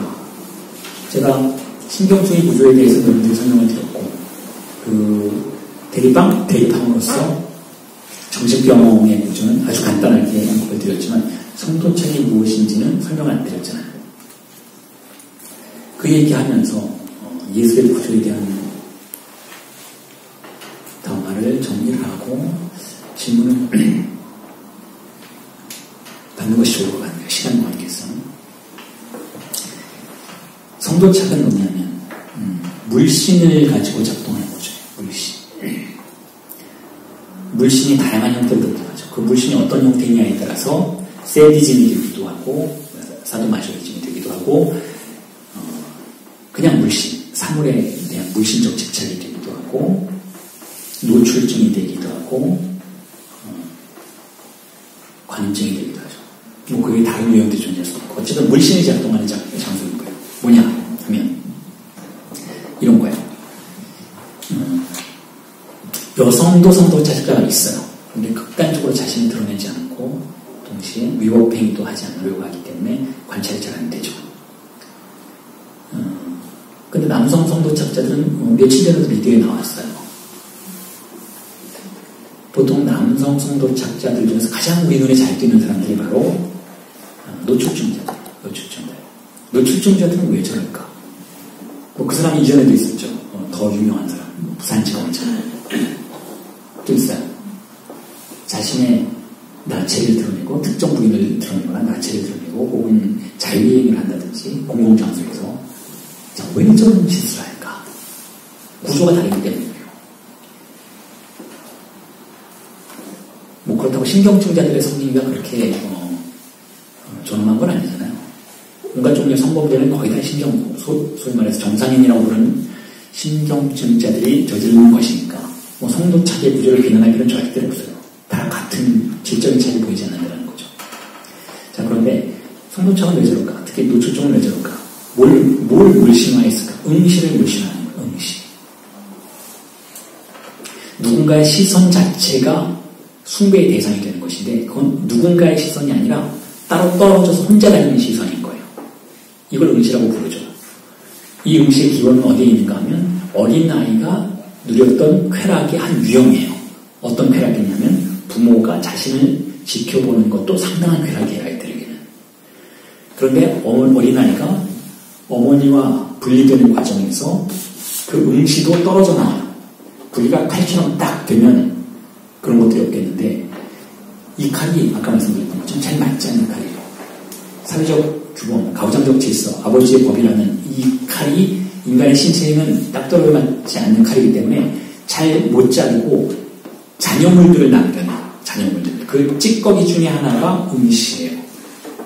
그렇게 해서 그 응시가 떠돌아다니다가 우리를 찾아올 때 일반적으로 신경증자들은 억압의 구조가 강하기 때문에 그게 우리를 찾아오면 방어해요. 그래서 두려워하죠. 그 두려움을 여러분 느껴보시려면 아니 저런 얘기 나는 모르겠는데 라고 하신다면 이 수업이 끝나고 한 시간만 불 끄고 이 자리에 앉아 계셔보세요. 우리 다 갈 테니까. 그러면 어떤 감정이 드는가? 명백하게 누가 나를 지켜보고 있다는 생각이 들기 시작해요. 그걸 이용하는 영화의 장르가 공포 영화예요. 응시에 대한 감각은 정신분석이 우리에게, 특히 각각학과의 정신분석이 우리에게 가르쳐주는 모든 종류의 충동적 감각 중에 가장 쉽게 접근할 수 있고 누구나 느낄 수 있는 감각이에요. 누군가가 나를 지켜보고 있다. 아무도 분명히 없다는 문명을 알고 있음에도 불구하고 그럼에도 불구하고 그 응시의 공포가 우리를 굉장하게 떨리게 만들죠. 이것의 기원은 바로 부모의 시선부터 찾는 것이 약강의 설명이에요. 자, 그런데 보통은 그렇게 그 응시는 우리를 떨게 만들기 때문에 우리는 그것을 다른 필터를 가지고 재해석해내려고 해요. 다시 말해서 사랑하는 사람과 마주했을 때 눈빛으로 다시 재해석해내죠. 그래서 응시가 갖고 있는 에너지를 사랑의 리비도로 바꾼다든지 아니면은 가장 흔하게는 종교에서 사용을 하죠. 종교에서 기도하려면 보통 어디로 들어가요? 아무도 없는 조용한 어두운 방으로 들어가세요. 아니면 수도사들이 아무도 없는 황야로 나가서 기도를 하죠. 동굴 속에 들어가던가. 그럴 때 느끼는 게 바로 응시의 리비도인데 그 응시의 힘을 종교는 신의 응시로 필터링하죠. 그렇게 해서 참만한 것으로 강렬한 것이긴 하지만 그럼에도 불구하고 참만한 것으로 때로는 악마의 의지가 되는 것 같지만 다시 전유하는 그러한 문명의 테크닉을 우리가 보유하고는 있는데 재미있게도 성도착자들은 그 응시를 이용해서 강렬한 쾌락을 발생시킬 줄 아는 자들인 거예요. 그래서 성도착자들은 그 응시를 불러내기 위한 다양한 장치를 만들어내는데 성도착자의 세계에서는 그 응시가 불려 나오기 위해서는 한 가지 조건이 있어요. 법이 위반되어야 해요. 왜냐하면 이 응시를 억압하는 것이 아버지의 복과 규범, 상징의 질서, 모세의 십계명이라고 부를 수 있는 그런 것들이니까 이 보편적인 질서와 상식을 흔들리게 만들어야만 응시가 출현해요. 그렇기 때문에 노출증자들은 누드비치에 가도 아무것도 못 느끼는 거예요. 합법화되어 있는 장소에서는 그 응시를 불러낼 수가 없어요.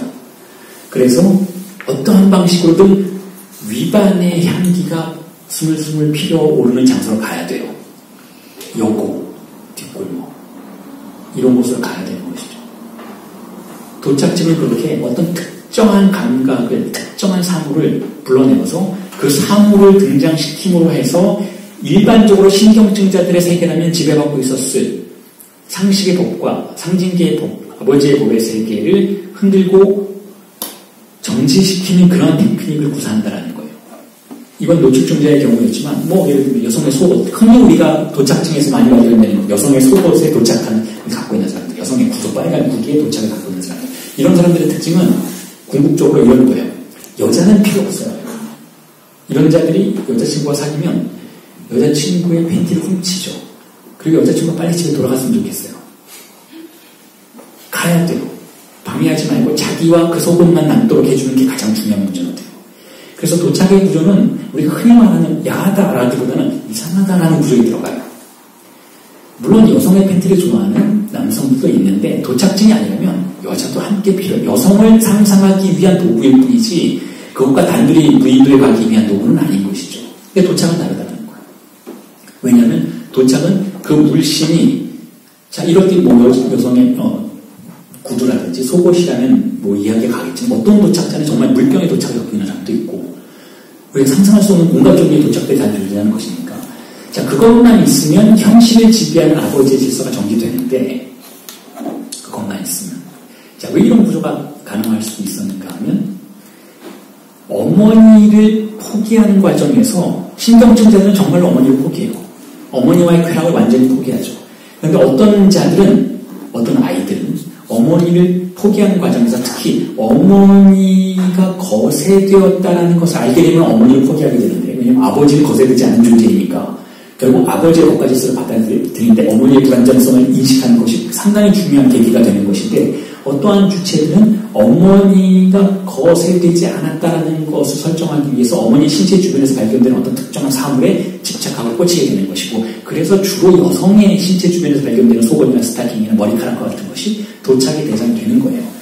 그런데 여기서 주목할 만한 것은 어떤 특정한 사물을 환상화함으로써 아버지의 법과 질서를 거부하고 예외적인 능력을 구성해낼 수 있다면 지금 우리가 굉장히 야한 방식으로 설명을 드리는 것 같겠지만 이것이 바로 중세 기독교인들이 성물을 통해서 인간 세상의 질서를 정지시키는 하나의 방법이었다는 것을 비교해 볼 수 있다는 것이죠. 그리고 똑같은 구조가 예술의 영역에서 발생한다는 거예요. 똑같은 구조가. 어떤 특정한 예술 작품을 예외적인 것으로 어떤 아우라를 갖는 것을 만들므로 해서 그것을 둘러싸고 있는 현실적인 질서를 흔들게 만든다면 플라톤의 예상이 예견이 맞았다는 거죠. 예술은 그게 회화가 되었건 시가 되었건 시는 언어를 그렇게 만들죠. 시가 되었건 음악이 되었건 예술은 현실 질서를 흔들 수도 있는 예외적인 환상을 만들어낼 수 있다는 거예요. 그리고 그에 대해서 이런 조금 급진적인 논평을 덧붙여볼 수가 있겠죠. 예술이라는 환상은 현실이라는 환상에 대항할 수 있는 유일하게 강력한 무기라는 거예요. 현실은 여러분 정신분석의 관점에서는 환상이에요. 그걸 환상이라고 엄격하고 부르고 우리가 살고 있는 현실은 펑타즘, 환상의 세계인데 무엇을 중심으로 작동하는 환상의 세계인가면 약간 것을 팔루스라고 부르죠. 낭만을 중심으로 작동해요. 즉 우리가 만나는 모든 세계의 이미지들은 의미화되는 방식으로 작동을 하는데 무슨 의미인지 우리가 알게 된다는 거예요. 그 의미화되는 방식의 중심에 아버지의 법과 권력이 필터링의 기능을 한다는 것이죠. 그게 바로 팔루스의 의미화 기능이라고 부르는 거예요. 라칸이. 그 의미화 기능은 강력한 환상을 만들어내는데 그 환상의 특징은 즉 마치 무엇인 듯인 세계를 만들어내는데 그 세계의 특징은 자신이 환상이라는 것을 강하게 은폐할 능력이 있는 세계라는 거예요. 그래서 우리는 그것이 환상인지 몰라요. 그것을 리얼리티의 세계라고 믿고 살아가는 것이죠. 그러다가 어떤 예술작품을 우리가 찾아오면 그리고 그 예술작품이 강력한 물신적 기능을 통해서 힘을 발휘하기 시작하면 헷갈리기 시작하는 거예요. 어느 쪽이 환상인지 헷갈리기 시작하게 된다는 것이죠. 좋은 영화를 보고 나왔어요.